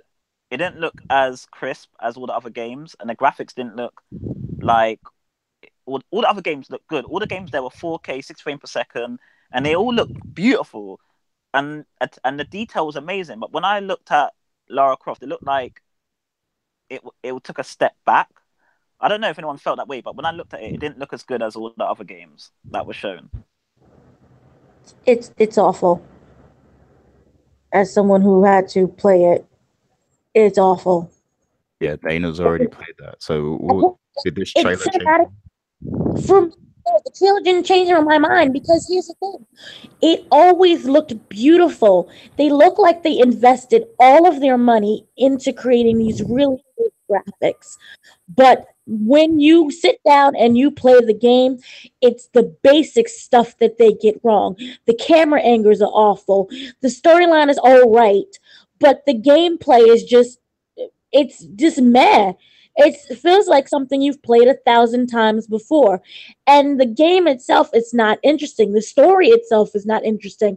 And yes, there is a twist in it for those who want to play the game. I'm not going to reveal, but you're just left saying, is that it? For me, it was just it's not memorable. It's just, another game. For those who are like diehard Tomb Raider fans, you'll like it. For those who are looking for something deeper and an actual game that's worth your money and something that's playable and doesn't frustrate you to the end of the earth, it's not for you. But they could change the game, right, before it comes out, like make it better, right, and It's fix all the bugs. I mean, it's a lot of changing you're going to have to do. You're going to have to fix a lot of glitches. But then, you feel this way about the last two Tomb Raiders? Just out of curiosity. What happened? Did you feel this way about the last two Tomb Raider games that came out? I thought that the first one was good. The second one was okay. And it just seems to just get worse with each entry. See, I thought 2 looked better than 1, but I thought 1 might have been a slightly better game, but 2 was much better, like looked better than 1. But in terms of story and game, I preferred number 1, I think, over number 2. Well, it looks even better than 1 and 2, but that's all you're getting is just something that looks pretty. But then again, we live in a day of day 1 patches, and the thing is, a lot of games these days do ship out faulty, and then they fix it with a day 1 patch. So I wouldn't be surprised if we get one. But as a consumer, do you want to keep waiting for a patch? Yeah, that's not a good look. Like, no, I hate it. But then again, some of these glitches, not everyone gets. Not everyone gets these glitches. So, you know what I mean? Not everyone experiences them the same way, or they get, or it's noticeable. So it doesn't. I've never been affected by a day 1 glitch, personally. Yeah, I understand you played it, but I don't know. I just get that sense that you're being a little too harsh on it. But no, I don't think so. Because like these Tomb Raider games, I feel like they're just not promoting them well enough. Like either they're not promoting them well enough, or we just stop caring about Tomb Raider. Like no, what it is, it's like you have a PS4 and it didn't release at the same time as Xbox, so you probably didn't get number 2, did you? I got it on PC. So exactly, you got it on PC. That's why you don't care about it. And when did you buy it? When did it come out on PC? I don't care. And when did it come out on PC? How long after did it come out? I believe it was like a month, maybe. No, it wasn't a month. I It can't was, remember. it was a few months after, because it came out in the January of the following year. Because I remember. I would have to fact check that. And did you it finish? wasn't. It really wasn't. And did you finish the game? And did you finish the game? I haven't finished it, no. But Exactly. there's a lot of games I See, haven't finished. you see what I there's mean? a lot of games. I knew it. There has to be something. I don't have enough hours in the day to finish everything. No. This game came out ages ago, and it's not even that long a game. So that's why I knew it. Like, I can believe Dana. What does that have to do? Like, I can believe Dana on like what she's saying about Tomb Raider, how it might not be bad in the gameplay, and that. But you now saying, "Oh, people don't care about it," but I forget. That's just you now, and I've sussed it out. You did not play the game. I bought it and I played it on PC. So you didn't complete it, did you? Did you finish the story? How far did you get in? What, the first mission and done? Okay. Okay, so how's Divinity? Have you completed that? Divinity. Yeah, how's Divinity? It's really good. It's going well, and I'm playing it right now. Okay, but you haven't beat it, but you still have an opinion, right? No, not really. Well, okay then. Because like the game is so long that I'm only in the first part. Exactly. Okay. But Tomb Raider's not long. So any more thoughts on any of the third-party games? Nah. Can I talk about Halo now? Before we go there, I just want to mention: is Cuphead gonna get released on another console? No. Here's the reason I ask, because when they showed Cuphead, it said console launch exclusive. So when they say console launch exclusive, it means it's coming out first on Xbox, but only it has a timed exclusivity on the console only. No, that's a DLC. They only announced a DLC. But why would they call it a console launch exclusive instead of just a console exclusive? Because it's probably not going to be on PC straight away, the DLC. No. Why isn't it called a console exclusive instead of a console launch exclusive? And you have to wait for the other ones to drop. But console launch exclusive is the only reason that name exists, or that name was created by Microsoft, is because that's the discrepancy between the times it releases between consoles. Not just call it exclusive. No. If it was an exclusive, then it wouldn't come out in PC, PlayStation, or Switch. Just then Xbox. that means that Xbox is getting it first, and then you have to wait for the other ones, the other release dates. No, but what I'm saying is, why would they call it a console launch exclusive if we should be expecting this to be a console exclusive anyways? Why are they? It's so special. Like, we're number one because we're getting it first, even though it comes on other consoles. No, but why would they name it like that if it's not coming out for any other console other than Xbox? Here's what's happening. It's coming out on Xbox first. It's the console launch, so only on Xbox. Later on, it'll come out on PC. No. Well, if that's the case, then they would just call it console exclusive. No, because console exclusive. No, because they're also including that on launch day. It's here only. It's terrible wording. I get what you're saying, but like, don't get caught up on that so much. It's coming out on Xbox on day one, and then at a later date, it's coming out on PC. It's weird wording, I understand, but I don't know. Yeah, the wording they choose for some of those is very weird, but yeah, because I was confused about that too, but yeah, I guess that makes sense. I guess it's coming to the actual console first. But yeah, okay, so let's get into the exclusive stuff. So my like the biggest question I have here before we jump into some of the other good bits. Wait, before you get on to the exclusive, shout out to the MMORPG Black Desert on that got announced for Xbox, because Sony failed to do MMORPGs and said it wouldn't succeed on a console platform. Yeah, remember last generation, Sony said that MMORPGs wouldn't do well on consoles, and it has. So shout out to Microsoft bringing another MMORPG to the console consoles. Didn't DC Universe Online launch on PS3 first? And didn't but that died. That died. And I heard that was pathetic. And they had Final Fantasy 14. So do we. But there's been MMOs on PlayStation as well. Yeah. Yeah, Final There ha- Fantasy is still doing good on PlayStation. Here's the Yeah, thing. but I'm Here's the thing, saying, right? We got. Sometimes we got to stop taking stuff at face value because sometimes okay, some of these developers or some people from these higher ups, they will speak in the terms of okay, what's going on right now instead of okay, well, just because they say that right now, that doesn't mean that things could change 3, 4, or 6 months from now, right? Obviously, the gaming landscape has changed. You can do MMOs on console now. In the case of Black Desert was announced last year, so it's just a DLC for expansion for the game that's already existing, and it could still end up on PlayStation. We don't know. We don't know. no. What I'm saying is that when the MMO on consoles came out, the debate and putting it on there, Sony wasn't behind it. Xbox was, and they said it couldn't be done. And then obviously your DC Universe flopped, and people got scared of that. But then Xbox has shown that it can work because loads of people play MMOs on Xbox. I don't actually remember that statement because I remember Sony owned a company called Sony Online Entertainment, and they had what was that MMO they had? Mag. No, not Mag. Nah, Mag was a flop. I know Don't which say one Mag. you're Trust talking me. about. I know which one you're talking about. I forgot what the name is. Not APB. Is it? No. Sony. Keep talking. I'll figure it out. It was something too. Yeah, like it was something too. It's one of those real popular kind of Planet Side 2. Planet Side EverQuest? 2. There you go. Oh, never mind. Yeah, Planet Side 2. There was a lot of MMOs. So I don't know why Sony would ever come out and say that. They just didn't think it could be successful, basically. That's what I'm trying to say. But it has been successful on Xbox. MMOs are something that are kind of successful across the board, whether it's PC, PlayStation, or Xbox, I think.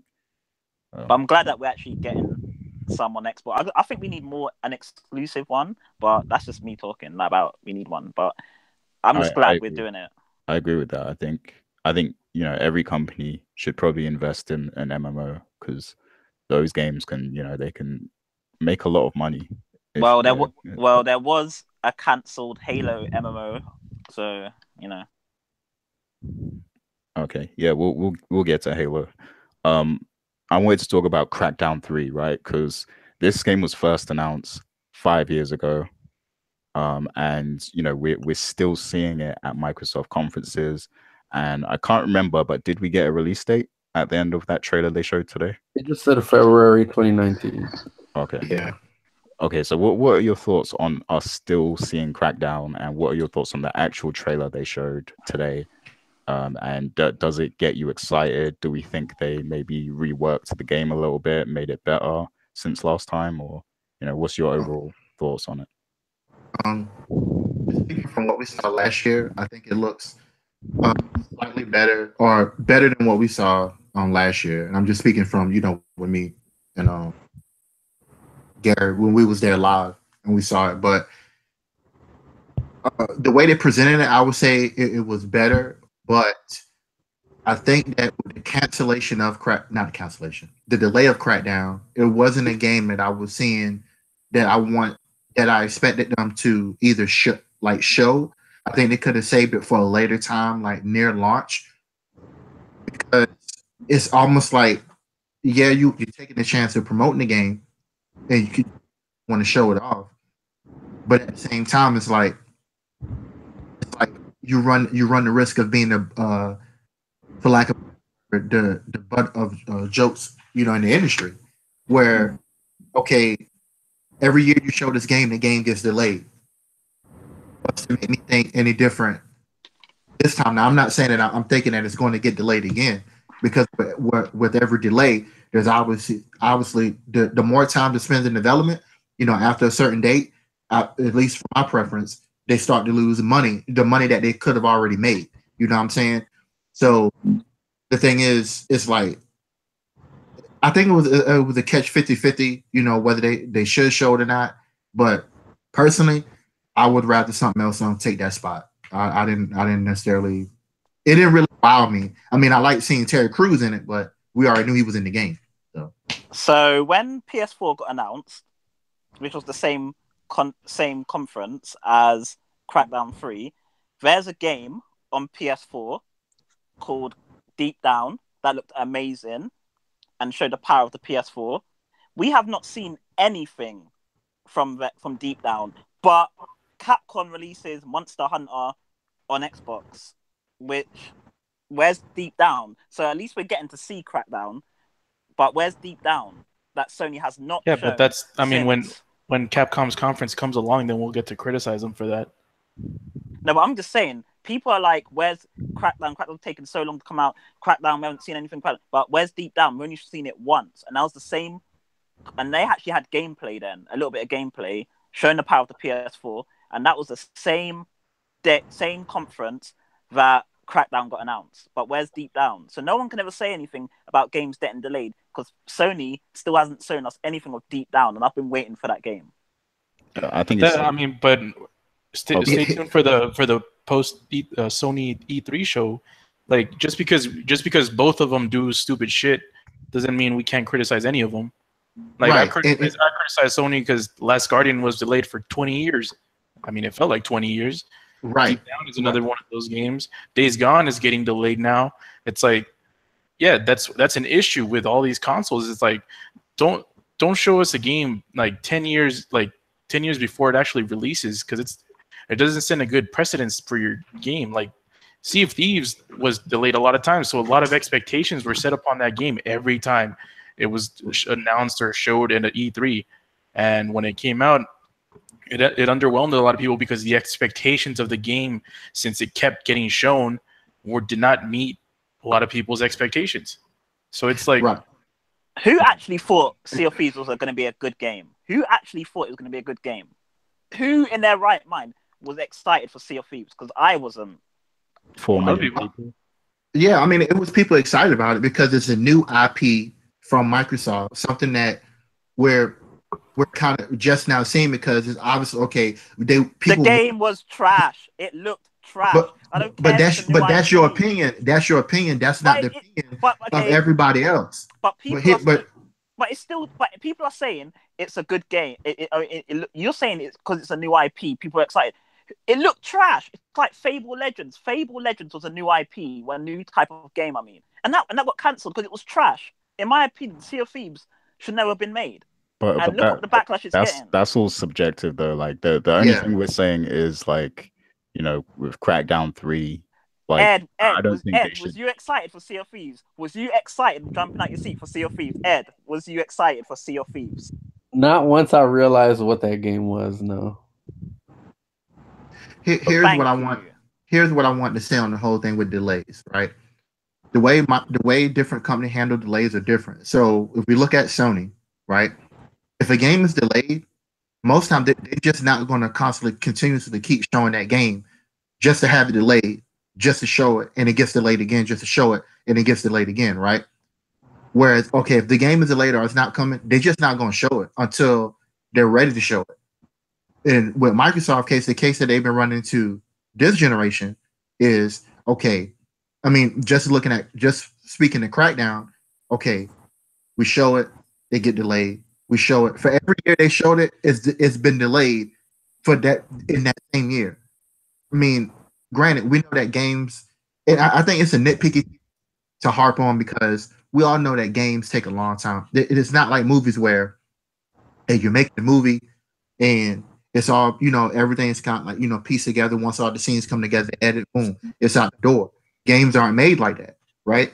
So, I don't really, to me now, just being older and more wiser in the industry, I don't really try to harp on that too much. You know, if it gets delayed, it gets delayed. It's for good reason.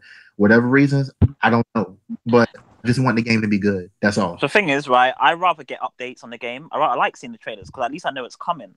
I don't want to like not hear about it and 10 years later, oh, it's cancelled. Like, what's that about? At least show us the game's coming. Don't like Crackdown did. They told us the game was coming. Like, you lot don't even know if Deep Down's coming to PlayStation because you ain't seen it. We haven't. Yeah, exactly. We haven't. They haven't repeatedly shown it and not delivered it. So like Xbox has not not delivered it. They just delayed it. But they're both issues. Like I don't know why you can't criticize both of them. No, but I'm just saying, no, but Crackdown is coming. We all knew it was coming. Whereas Deep Down, where is it? We don't know if it's coming. Dude, let me give you an analogy. It's like you'll steal fucking like chewing gum from the store, right? And your parents catch you and like, what the fuck did you just do? You're like, but Brian got an F in his test. It's like you're just deflecting like criticism. Like no. Why can't we criticizing one thing because someone else does another shitty thing? No. What the better analogy is? I ordered something off the internet and they're giving me updates. I.e., I ordered Crackdown and they're giving me updates and telling me when it's coming to me. And they say, oh, it's delayed by 2 days. It's delayed by 3 days. At least I know I'm getting it. I don't think you can order Deep Down though. But where's Deep Down?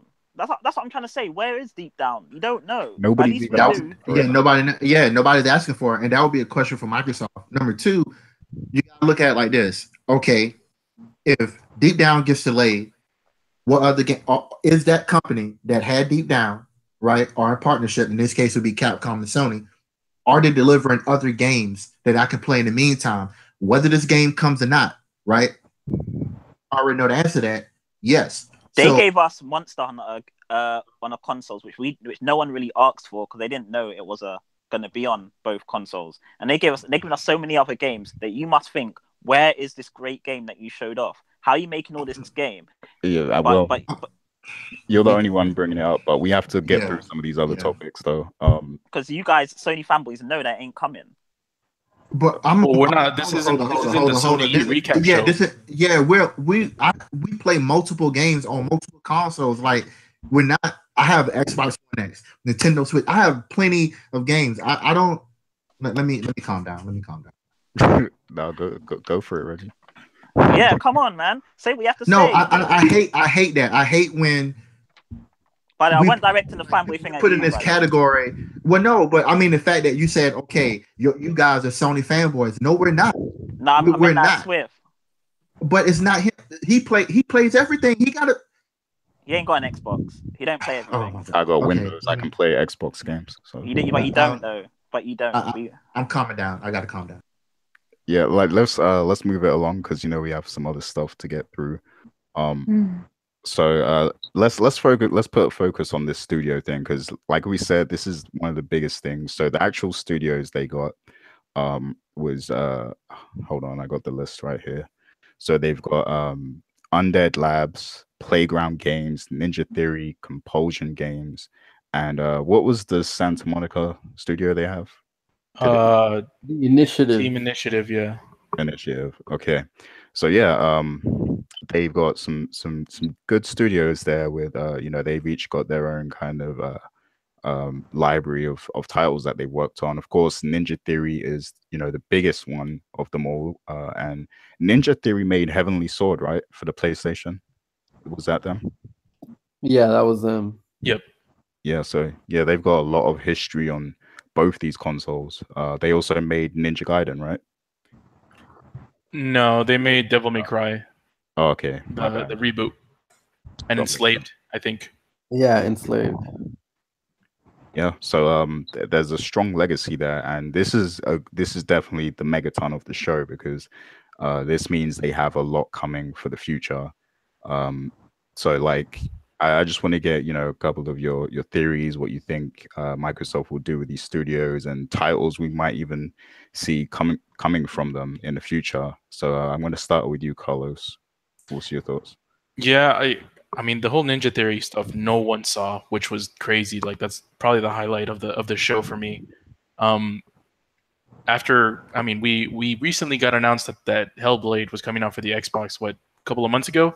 So like that's just two friggin' big ass like announcements from Ninja Theory on Xbox in like pretty close time frame. So one thing that I'm wondering is Playgrounds, are they gonna what's the game that they're gonna, because they talked about an open world game that they were gonna show, and I kind of, the way Phil mentioned it, I thought they were gonna talk about it in that show, in that press conference. No, because he said they're working on an open world game, but we'll talk about that at a later time.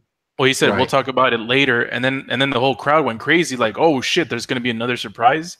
But then we Yeah, never got. like he should have used a different choice of words because he said later, so we thought like end of the conference later. Yeah, so I was Yeah, expecting to see yeah. something. I was like, oh shit, we're gonna see another game because The rumor is that they're supposed to bring this Fable. doing a Fable game.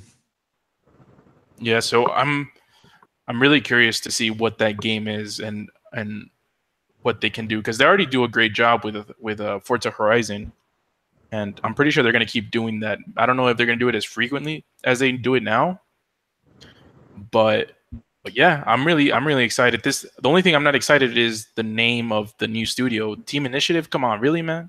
They couldn't think of something more like creative, but yeah. I wouldn't give them hate for that because I mean they're stupid. Until you prove something with a badass game, then your name could be whatever the fuck it needs to be. Well, I mean, they are coming out with a game called Halo Infinite, so Yeah. Yeah.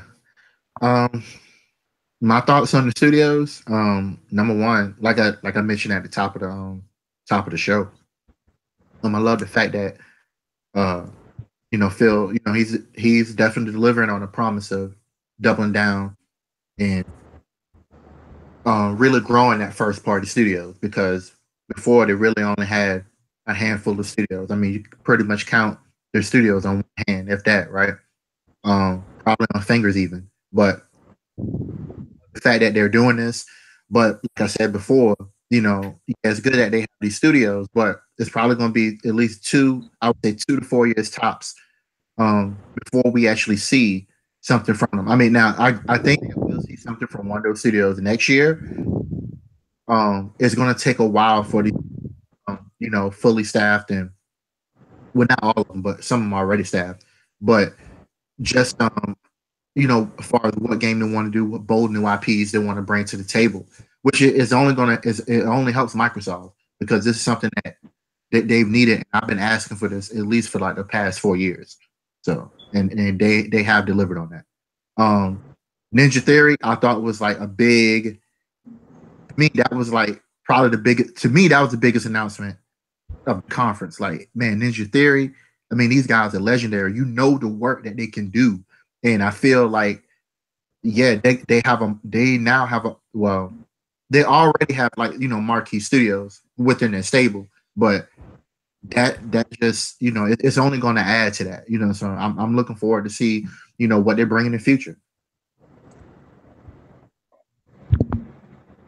yeah, I hope they. Sorry, sorry to cut you off, but I just hope that they put these studios to good use and they don't have any of them making like Avatar clothes or anything like that. Like, I just hope they Right. actually let them develop. Well, they did say that Compulsion Games are going to be working with Forza Horizon, so I guess they're only working with Forza Horizon. And everyone says Ninja 3 was a big megaton, but I'm looking at the games that they've developed. Yeah, Kung Fu Chaos haven't played, Heavenly Sword haven't played, Enslaved Odyssey to the West haven't played, Devil May Cry I've played because they made a reboot, Disney Infinity, Marvel Superheroes I haven't played, Disney Infinity 3.0 I haven't played, and Hellblade: Shuna Sacrifice. They've only made them games, and how many of them are actually really, really 10 out of 10 titles? A lot of them are. Yeah, Just a lot haven't- of them are. Especially Heavenly Sword was. Yeah, I remember when that game came out. The tech in that game at the time, the motion capture, oh my god, that game. The thing is, I know amazing. Disney Infinity is a popular game amongst kids because my sister worked in the kids store and loads of people kept buying like the stuff that comes with it. But the Devil May Cry reboot, I just finished that game. I didn't like it at all. And Enslaved Odyssey to the West, was that a good game? Because the only game I see on here that stands out is Heavenly Sword. So how? Oh shit! Looks like his internet doesn't stand out. I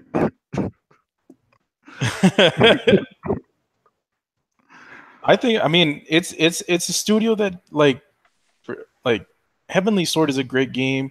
Enslaved I think it's a decent game. Devil May Cry was way better than freaking whatever 4 was it 4 that came out before the reboot. and Hellblade was a lot of people's game of the year. So Yeah, it was really good, man. So basically, what you're telling me is that for you, 3 of them games are really amazing games, and the rest aren't amazing games. I think No, they're a highly praised studio. Like a lot Right, of people right. love their games. Yeah, they if might. If Microsoft announced that they acquired Studio MHDR, that would be a megaton to me. And they've only made one game. It's like The PUBG Corporation was a megaton. They only have one game, but it's a fucking huge game. Yeah, but to me, yeah, acquiring that studio would only mean to me acquiring that game. Like, I need to see more. Like put it this way: if Ninja Theory was BioWare, it would be a megaton to me. But because it's Ninja Theory and the games are like, to me, only Heavenly Sword stands out. So to me, it's not like a megaton because it's like the other games. So you're coming from a very narrow-minded way. But I haven't heard anything about the other games that makes it like 10 out of 10, like everyone's talking about, everyone's playing. Either That's what I'm trying to say. way, even if you haven't played any of the games or you don't think they're that good, just the fact that Microsoft has them is a good thing anyway, because like that's extra talent they have to, create new visions. Like they might not even go back to some of those old games that they made before. They'll probably work on new stuff. So Right. And it's something they get rid of Sony's hands.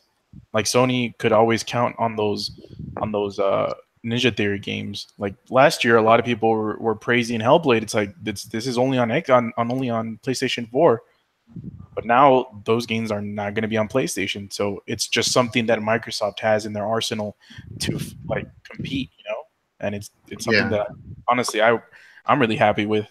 All I know, is that they started buying studios way too late. They should have bought BioWare when they had the chance, and they took so long in buying these studios that I don't really care for it no more.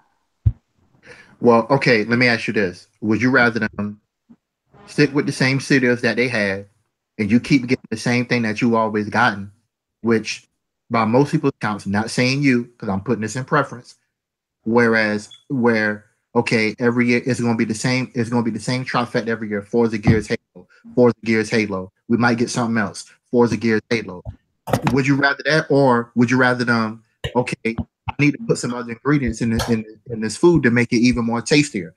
To me, I welcome them to have more studios because that's telling me, okay, we're not laying on our laurels. We came in to compete, and I mean, because shoot, Sony, they cultivate studios like all the time, right? We don't know what the announcements they're going to make between now. Now Microsoft is adding to that. So basically, what I hope to see in the future is that okay, now we have these studios, they can make other IPs where now you wouldn't have to see a Forza, Gears, or Halo come so soon down the line. Think about it. We get the next Gears of War next year. The last Gears of War 4 came out in 2017. Was it 2016 or 2017? 2016. Yeah, 2016. So 2 years after the game has come out, we get another Gears. See, you're the type of person that I hate, yeah. You're the type of person, yeah, that says, oh, Assassin's Creed shouldn't come out every year. But I love Assassin's Creed and I want it every year. It doesn't matter when a game comes out. Like, what does it matter if a game comes out every 2 years or every year? What does it matter? I mean, like in my case for Assassin's Creed, like I feel like I haven't even had enough time to process Origins yet. Like, and maybe it's a fault with me because I'm trying to play so much. But for that particular series, it's like I think you can give too much sometimes. Like it can start to get a bit. But don't buy much. it. This is what I said. I think that's the Gears. What I said in the chat of the co-op when Dana said something about said that as well. I said, don't buy it game one. Don't let us suffer because you don't want it every year. But don't buy it day one then. Well, with a game like Gears though, like the community, like your friends might not be playing. Everyone plays Gears. If you wait, then your friends might not be playing. Everyone plays Gears. That's like it's like Halo. There's always gonna be people that want to play it. Always people want to play Gears. It's like one of them games. Well, what happened on Xbox? When I got Gears 4 on PC, everybody had already moved on, and like nobody wants to. Because you probably played it like 2 years later. It wasn't 2 years. Still haven't finished. Lara Croft Tomb Raider 2. Okay. But I'm just saying, yeah, just because a game comes out every 2 years isn't a bad thing. Because I want the next Halo rather than the next Gears, but I'm not complaining. I'm not saying. Here's what I'm saying. I'm not saying that it's a bad thing. What I'm saying is, I want time for. I feel like innovation comes when you give that time game to breathe. You give that time, like for instance, with God of War, right? What I got from God of War, like I already knew, in my opinion, that the game was going to be good, right? But they had a chance to really mold it into something that nobody was expecting. They used newer technologies and took it in a whole new direction that we weren't thinking about. I'm not saying that they're not innovating on Gears, and this Gears could very well be good. I like what I saw, right? I want to see more of it. I'm interested in it. Most likely I'm going to buy it. But the thing I always think about is, man, what I always look forward to the new innovation and new tech that they added in, right? And I'm not saying that they didn't do that, but that's all. I always like to see room for their franchises to grow. That's all I want. That's all I want. And there's some studios that can do that within a year's time span or 2 years time span, and there's some that they don't do that. So it's like I said, I like all games. I welcome all games. I've been playing them all my life. Grew up in arcades, so hey, it is what it is. Yeah, Brian, any thoughts on the new studios or Gears of War or anything before we get to Halo? Well, Microsoft are doing what people have asked them to do. Like, they should be buying studios, they should be making games, and it seems like that is what exactly they are doing. So props to them. I do see it as a big shock to the system because, again, like the last game that Ninja Theory did was a console exclusive, a console launch exclusive for PlayStation, and then to suddenly have the studio that did that just like be scooped up by the competition. I think that's a really big shock to the system, and I don't know why Sony didn't scoop them up. Like maybe they just didn't want them or something. I don't know, but either way, I feel like Sony may have lost out on this one because again, Ninja Theory do like really good games, so I'm interested to see where this goes. Like it can only get better from here, in my opinion. And regards with the other studios that they made that they got, again, it's all good. Again, big thing that everyone has been saying this year this gen is that Microsoft is lacking in the exclusive department. So if they can get some studios underneath the belt, that's more than just Coalition and 343, and maybe they'll have more than just Halo and Gears like every single year. Exactly. Yep. And like one thing I do want to mention as well with regards to the new studios, and here's why I think Phil Spencer kind of messed up for mentioning that they're working on new hardware, because it's like the only thing you're thinking now is all these studios that they bought are just working on games for the next system, and that doesn't give good consumer confidence when people just bought the Xbox One X, Exactly. So, I do want to touch on that.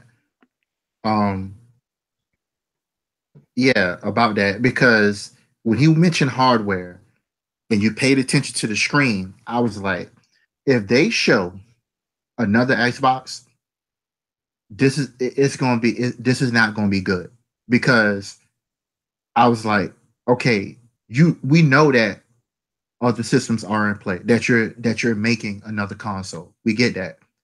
But why mention it now, a year after? It had been almost a year after the One X's came out, or right now, the One X is out, and people, just they're probably going to buy one today. But then after seeing that, it's like, well, dog, do I even need to buy Xbox One X? Right? That's the thing. It's like, why would you? I feel like when they do that, they spoil. It's like they trip their own selves up in sort of a way. Yes, we want to look forward to the future, but it should only be about the games. Speak about that next console when that time comes, right? I mean, this is just my opinion. because it's like, man, you had such a good conference, right?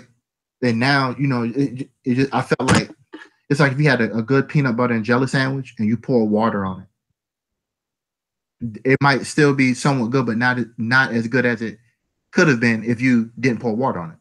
You know what I'm saying? It's like that's how I look at it. I know that's a bad analogy, but man, it's like, wow, like really, y'all gonna announce that? Like, yeah, that's definitely that it makes sense to me. And another thing too, I don't always like when they put the cart before the horse, because Phil Spencer, he said, I'm declaring now, and for the years to come that they're always gonna be the best place to play. Well, time out. You don't know what these other companies are doing. You don't know what other ideas that they may have. So just because you declare that today, things could change. But Xbox has always been the best console to play since Xbox 360, though, which is fact because of the community base and the online. Anyways, the thing is, regarding what you said, Reggie, that's just marketing speak 101. I mean, like PlayStation does the exact same thing when they say greatest rates. Because my PS4 is there just collecting dust. it's either or. But what I'm saying is, I feel marketing speak, like marketing speak, just like get you hyped up. Yeah, we know. We know what it is. I just wish that both of them wouldn't do it, but it seems like Microsoft, they do it more. No, they both do it. Yeah, I mean they both do How it. long was like greatness awaits for the players is out there now? Like it's like every other day. It's like, oh, greatness awaits for the players. Yeah. Like, yeah, okay, whatever for the players. But yet your system doesn't have refund for digital purposes, for digital purchases. Yeah, like how can you sit there and be like here we are for the players, but yet you don't have offer refunds where Steam and Xbox do it. I agree. I definitely agree. 100%. But you're taking what Phil Spencer said out of context. When he says the greatest place for the gamers, whatever, everyone knows what he means. It's because of Xbox Live that makes it the better place than it, because Xbox Live is better than PSN, and everyone knows that Xbox, like as an Xbox gamer, without Xbox Live, Xbox is a dud. Like it's really crap without Xbox Live, and because of the community and how easy it is to find people, accessible, and all the things that came in with the 360 era and this era, it is the best place to game. Like if they'll say there was no exclusive titles and I could pick an Xbox or a PlayStation, I would pick Xbox only because it has Xbox Live, and that's the only reason why. If it didn't have Xbox Live, then my answer might be different. But Xbox Live makes it the best console, and everyone knows, and it's fact. It's not even opinion. It's opinion. Fact. That's opinion. It is. Xbox Live is way better than PlayStation. It's opinion. Okay, like it's opinion. It is. Everyone knows it is. Let's move on. So you're really going to tell me, that PSN is better than Xbox Live? You're really going to say that? Hold on. You're really going to say that? One thing I have to say to that is, because you always tell me that I can't talk about Xbox because I don't have one. Well, you haven't got the PlayStation, so you can't. But I had PSN. You had PS3. Yeah, but I had the PSN, and that was a dud. You didn't have a PS4. And then my friends have PS4. So when I go to them, I see it. It's not as good. And even everyone in the industry knows that Sony has a lot of catching up to do when it comes to their online service and what they provide and what they offer. Everyone knows this. Like you can't even keep your games that you get on your PlayStation, whatever. You only rent them for a month, whereas we keep our games that we get for our free games or games with gold stuff. Like there's so much that Xbox offers. You get, as long as you have PSN, you get to keep them. Yeah. As long as you have, that's the thing. Admit, he's right. Objectively speaking, Xbox Live is the better service. Like on the one hand, like as you said, like with Xbox Live, when you get the games, like they're yours to keep with or without Xbox Live. Whereas with PSN, it's only available if you have the subscription. So that's one. Two, refunds. PSN has no refunds at all for digital purposes. So that objectively, in terms of what's better for the consumer, Xbox Live is better. Yeah, that might be the case, but nobody here was really debating which. He said it's not. He said it's not. But You, I'm you just were the saying. only one debating that. No. But I said if I had both consoles, and they both had the same games, so there's no exclusive titles, the better console is Xbox because of Xbox Live.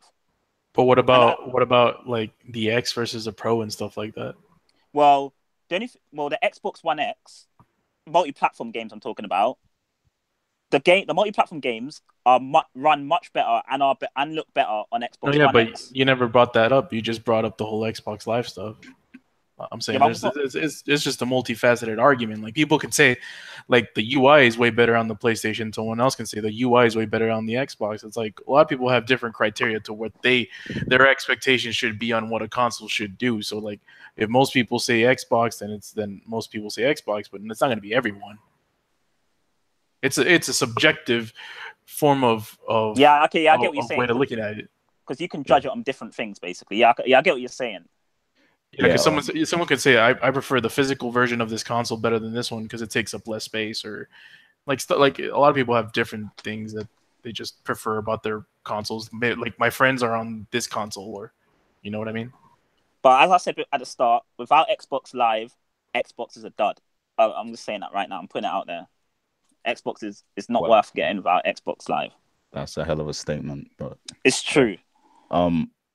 Yeah, so we're running out of time. We definitely have to wrap up. But Halo, let's get into Halo Infinite, and what is this game? What is it going to be?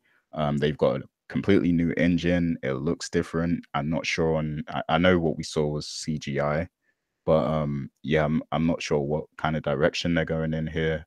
I know it's going to be focused on Master Chief, but yeah, I mean, I don't have the greatest history with Halo games. I jumped in at like Halo Reach, I believe. No, Halo ODST is when I jumped in, and I played, all the ones after that.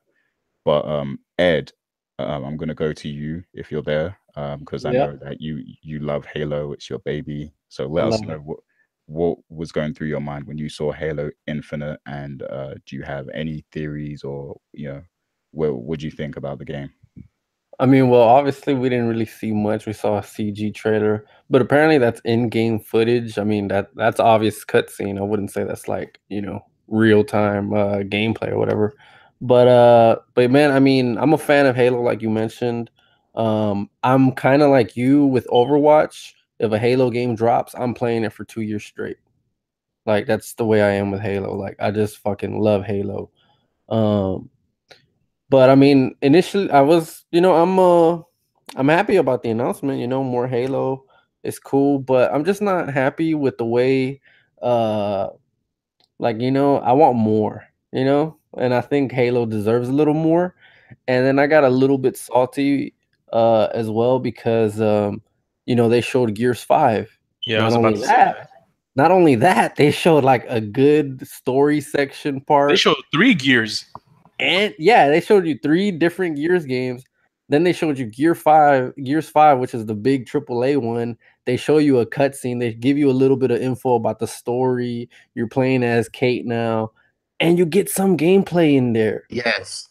And I was like, and that gameplay looks so beautiful. Like I love Gears also, but that's kind of what I wanted out of Halo. It's like 343 hasn't made a Halo game in 4 years or something like that. Whereas the Koalition, no pun intended, made a Gears of War like 3 years ago or 2 years ago, and they're ready to go with the next one. But I mean, I can't be that harsh on Halo because they kind of showed that they're using a new engine. So I'm expecting I'm expecting for Halo Infinite to look way different, way better. And I know the 343 is capable of that. So, I mean, I'm excited, but I'm also a little disappointed. Wish we would have got more. But apparently it's a direct sequel from 5, and 343 already said that it's the game is based on Master Chief only. Like no more different dudes. Like we're playing as Master Chief throughout the whole game. Oh, so it is a direct sequel. How come it's not Halo 5? Like, how come it's Halo Infinite? Because that threw me off. I thought maybe it was. I don't know. Sometimes I guess they don't want to. Oh, you know why? Maybe because they have Gears 5 and then Halo 5. Like it'd be too like on the nose. I don't know. Why is everyone forgetting the fact that the last Halo was called Halo 5 Guardians? But it still had the number. But it was still called Guardians. Like that's what they're doing now. They're giving subtitles now to games. So Halo 5 Guardians, and then now Halo Infinite, whatever. Yeah, I mean, I guess the point is it still had the number, so like you still knew it was like supposed to be Halo 5, whereas Reach had something else. So, but yeah, I mean, it's cool. Any more thoughts on Halo? Nah, no more. I just hope it comes out next year. I'm ready for a new Halo. I'll tell you that. It looked nice. Yeah, as long as it's better than 5, I'm good. I need to see more. Like, you know what I mean? Like, I don't get excited by CG trailers. I want actual meat. Like, the same thing happened with Death Stranding. Like, they came out, they had that weird trailer. I'm like, where's the game? And had no game, so I'm like, cool, I'll see you later. So until I see more, I'm still on the fence. I'm just like, nah, I'm good. I was expecting a PC announcement for Yeah, that was gonna be Halo, but nothing was said. So I'm kind of like, Microsoft, what the hell are you doing? Like, bring Halo back, to where it was before. So we'll see. Yeah, I'm really wondering if this is gonna show up on the PC. That would be interesting. But yeah, Kieran, did you already say what you thought? Ed said it for me, man. Ed said it all. Okay, perfect. Reggie, any thoughts? On Halo. Yeah. I mean, I like what I've seen. That obviously they're using a new engine. When they showed I thought they was going to tease us with some gameplay, or at least show some gameplay when they showed what looks to be Master Chief putting that thing in the back of his head or whatever. But then it just turned out, to be the intro to the 4-3 logo. But yeah, I mean, if the game looks like that, yeah, I'll definitely be. Looks is one thing, but I definitely want to see a better polished story, more inclusive story, than what was in the previous Halo. I mean, my favorite Halo is always going to be Halo 2, Halo 3, but yeah, I'm just waiting to see what they bring, and it kind of almost looks like it's going to have a battle royale component to it as well, because if you remember when the trailer first came on, you saw the 3 soldiers walk up, and then they had if I'm thinking about that same trailer, they had like a canister in their hand, and the red smoke came out, and then they showed like somebody in the Master Chief suit or Halo suit walking from the other side. So it may have that component. And when they show like the riding, so we'll see. We'll see what it's going to be about. I mean, right now it's too early to tell. Battle Royale in Halo, that would be interesting. Yeah. Every having a battle royale, so I wouldn't be surprised. Yeah. I thought it looked really nice. I like the new ecosystem. I wish that it was actually in game and not CGI and all of that stuff. Was this the one that had the rhinos? That was random. Yeah. Yeah. Everything looked really nice, and everything seemed to be really peaceful. But we don't know exactly what's going on yet. But it was really nice to see. Right. And I think even though it wasn't in game, the footage they showed looked very pretty. Right. I agree. So I look forward to it on PC and Xbox One. Cool. Carlos, are you back yet? Okay, he had to take a phone call. But yeah, I will say this, just to end off on a fun note. So yeah, Dana said yeah, it looks very peaceful, and I think what that represents is when the battle's over, when you're losing the war, things get real peaceful when you start wanting peace. So that's all I'll say, just to end that off. But yeah, great conference overall. And Bethesda's. Go ahead. Yo, you didn't even talk about Forza, man. Oh yeah, go ahead. Talk about it quickly before we end off, because we do have to go. Forza 4, Horizon 4, is set in Britain, and whoever made this game, like, it's the most beautiful game I saw at this conference, and it actually looks like English roads. Actually looks like you're in the English countryside, like, and the weather effects that they said when it's like all this when the way they show the seasons, so how it changes how you drive and the gameplay and how it's a shared open world. I'm actually buying this game day one, and it's gonna have over 450 cars like in the game. Like, I just can't wait for this because the way it looked and the way it plays, like, this has got to be the best racing game ever made. And I know that H Town plays this a lot, and he says this is like the better Forza. It's better than like it's better than, like, you know, the Gran Turismo type Forza, the racing Forza. Motorsport. Yeah, like, I'm actually hyped for this game. Like, this is actually amazing, and because they said it's in Britain, they showed Scotland and England, but I wonder if they're going to go to Wales or Northern Ireland, because that's part of Britain, and I really want to see, like, how. Yeah, but no one cares about where those you are. places. Yeah, that's true. No one cares. But I want but if you think about it, yeah, in Wales, there's more. There's like it's all countryside. Because remember, in Wales, there's more sheep in Wales than people. So, and there's loads of countryside in there. So I wonder how driving around different countries, even though it's all they class it's Britain, it's still 4 different countries. How it differs, not just the weather effects, but how you drive. And there's going to be live events in game, like driving events. And I want to see how that works out as well. Like, I'm really excited for this game. I'm never get excited for, like, a racing game, and it's not because it's in Britain, but it's because it looked amazing. It looked good. It looked like they worked hard on this game. And I don't know where the other ones were set, but this game they work. You can tell that they worked hard on this game. Yeah, that game did look really good. I agree. It's one of the best games shown at this conference for sure. I'm excited for that game, but I'm also excited for, like, that Zelda. That Swift is Swift's gonna buy Tunic, that Zelda Fox game. That's the reason why Swift buys an Xbox One and them indie games. I'd be more likely to buy it for Tales of Vesperia Definitive. No, but that's on PlayStation 4 as well. That's not an exclusive. True.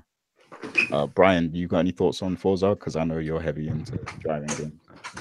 It looks good.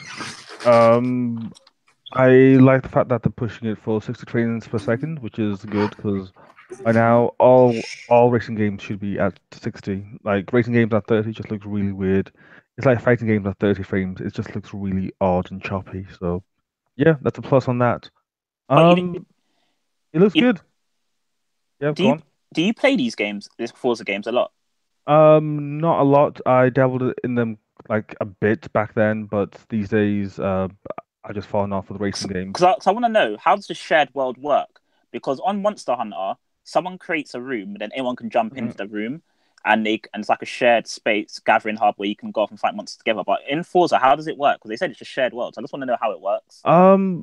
My guess is it probably works something along the lines of how Destiny does it, where, like, people just, like, bleed into your game, or like how the Division does, where people, like, bleed into your game and they're just there. Yeah, that's my guess. Or like the crew, how, like, people like you race around and then people just, like, spawn in, like, miles away, and then you see, like, hey, this guy's like 5 kilometers away, and then, like, you race past each other, and then that's it. Yeah, so I'm buying this game. Yeah. That's my thought. Ruthless, you play Monster Hunter. It's like, you know, when you go into a session and, like, there's just random people in the hub, like, walking around and stuff. It's going to be like that, and then you can set up stuff with players you come across.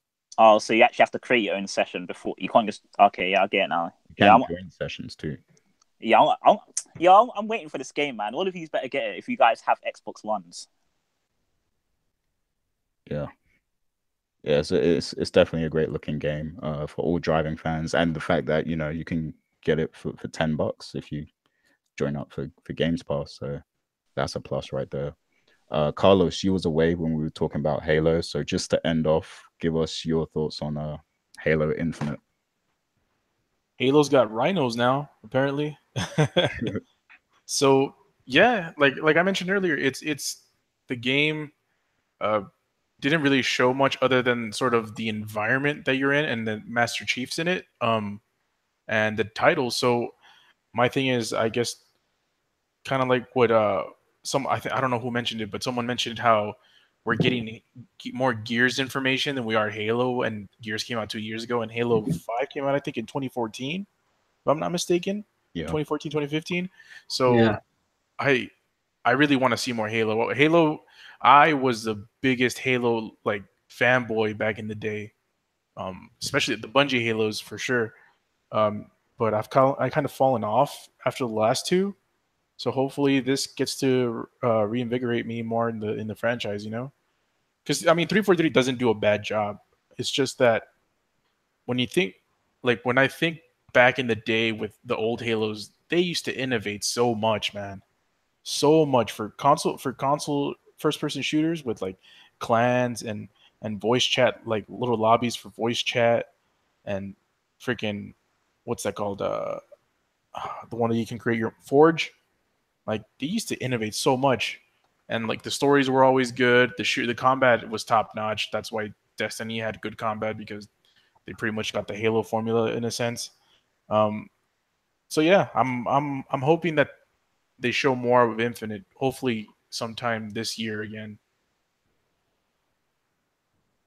Yeah, man. I hope we get to see it maybe at Gamescom or something for Mhm. sure. That's definitely one to watch. But yeah, overall, I guess to end off, we'll go through, give our score for the conference again. But yeah, Microsoft E3 was a good conference, and definitely one of their best in the past few years, I would say. So I would give it, like I'll give it like a 8.5 out of 10. How about you, Brian? I'd say that it was really good. Again, lots of games, which is always a plus, but it could be better if they had gameplay trailers, or even just gameplay themselves. So they could have done better in that aspect. But they kept the chat of any PR stuff and sales stuff down to like pretty much none. So yeah, I'd say 8.5. Cool. And how about you, Carlos? I was gonna say 8.5, but two of you said it, so I'll say 8.51. Nice. Yeah, it's a really good conference. Only one thing really blew my mind, like that, which was the Ninja Theory stuff. Other than that, everything was just rock solid. I got to give it to Microsoft for doing a great conference this year, and hopefully the rest Bethesda today can keep up, man. This might be the conference of the show. Very well could be. You all right, man? You right, Ed? You didn't break the Xbox, did you? Yo, what's up? You dropped something? Oh, my bad. I was cooking. All right, cool. How about you, Miss Dana Abercrombie? What's your final verdict and rating? Good, 8.75. I'm really happy that I got to see a few happy, what is it? We few happy people. Very excited for that. And I'm more excited. We happy few. Yeah, there you go. I'm happy that is coming out this year, because a lot of games that we saw come out in 2019. So yay for this year, August. I'm excited for that one. Overall, I thought the show was very good. It was well done. It was a lot of less talking. I know that from EA Play, there was just nonsensical talking and weird presentations.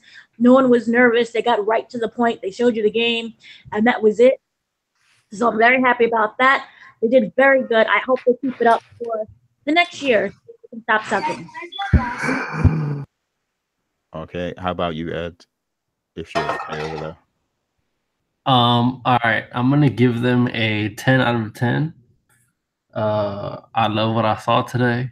I don't give them too much hate for not showing gameplay, because to be honest, sometimes whenever they play games on stage, it's not that interesting.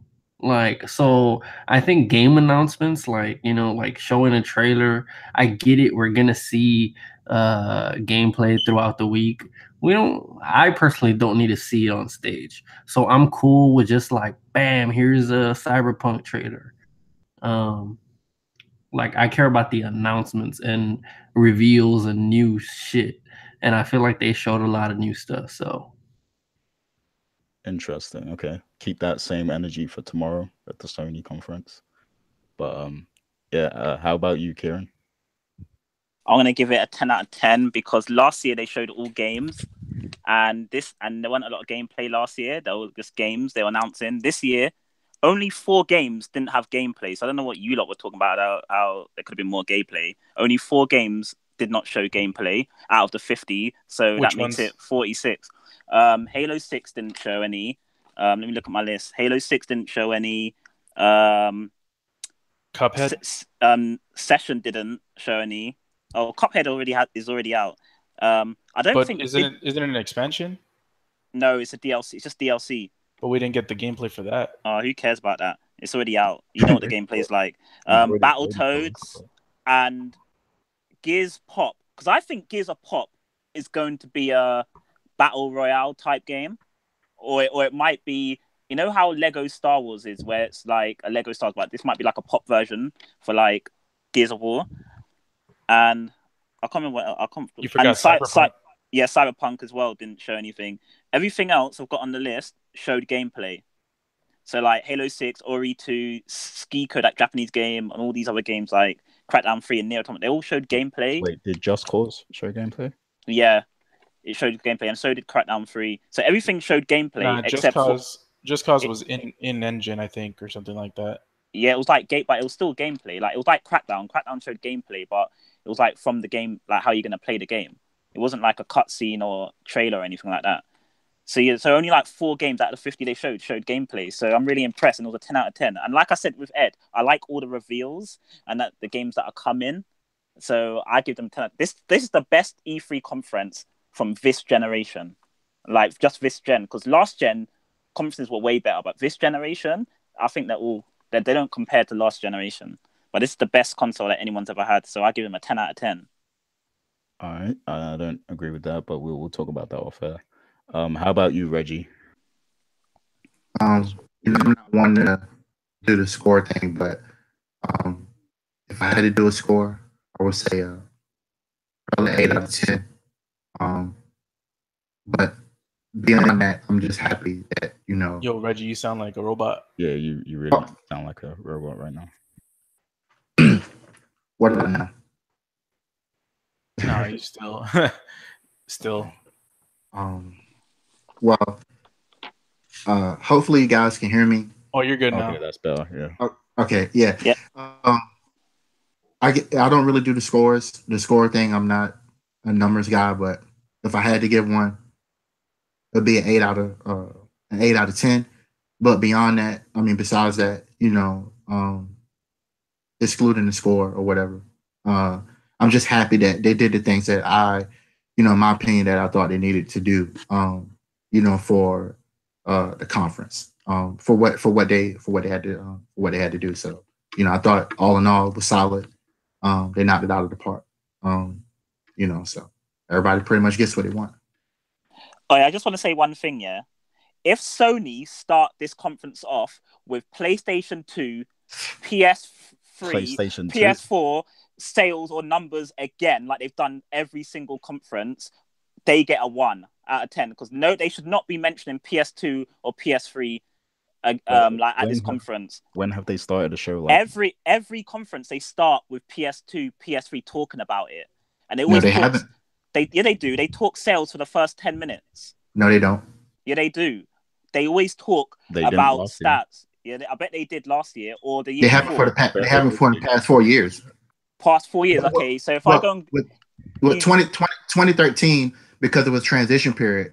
Yeah, they talked about it, but from that point on, they've never brought up the PS3 or PS2. Yeah, they have. They always do it. At the start of the conference, Sony always starts the same. So if they do that like this year, they get annoyed. You just basically admitted that you watched it last year. Gary, we was there last year. We already know what it is. let's just end the show. Let's just end the show. Yeah, on that note, we're gonna end the show. I'm sorry I kept you guys so long, but this was definitely a fun show to record. We'll definitely do some more reaction shows throughout the week. But for now, that's the Microsoft show. Definitely check out the Throwdown broadcast of Bethesda coming up soon. Yep. But Yep. yeah, for now, we're out. Peace. Later, everyone. Peace.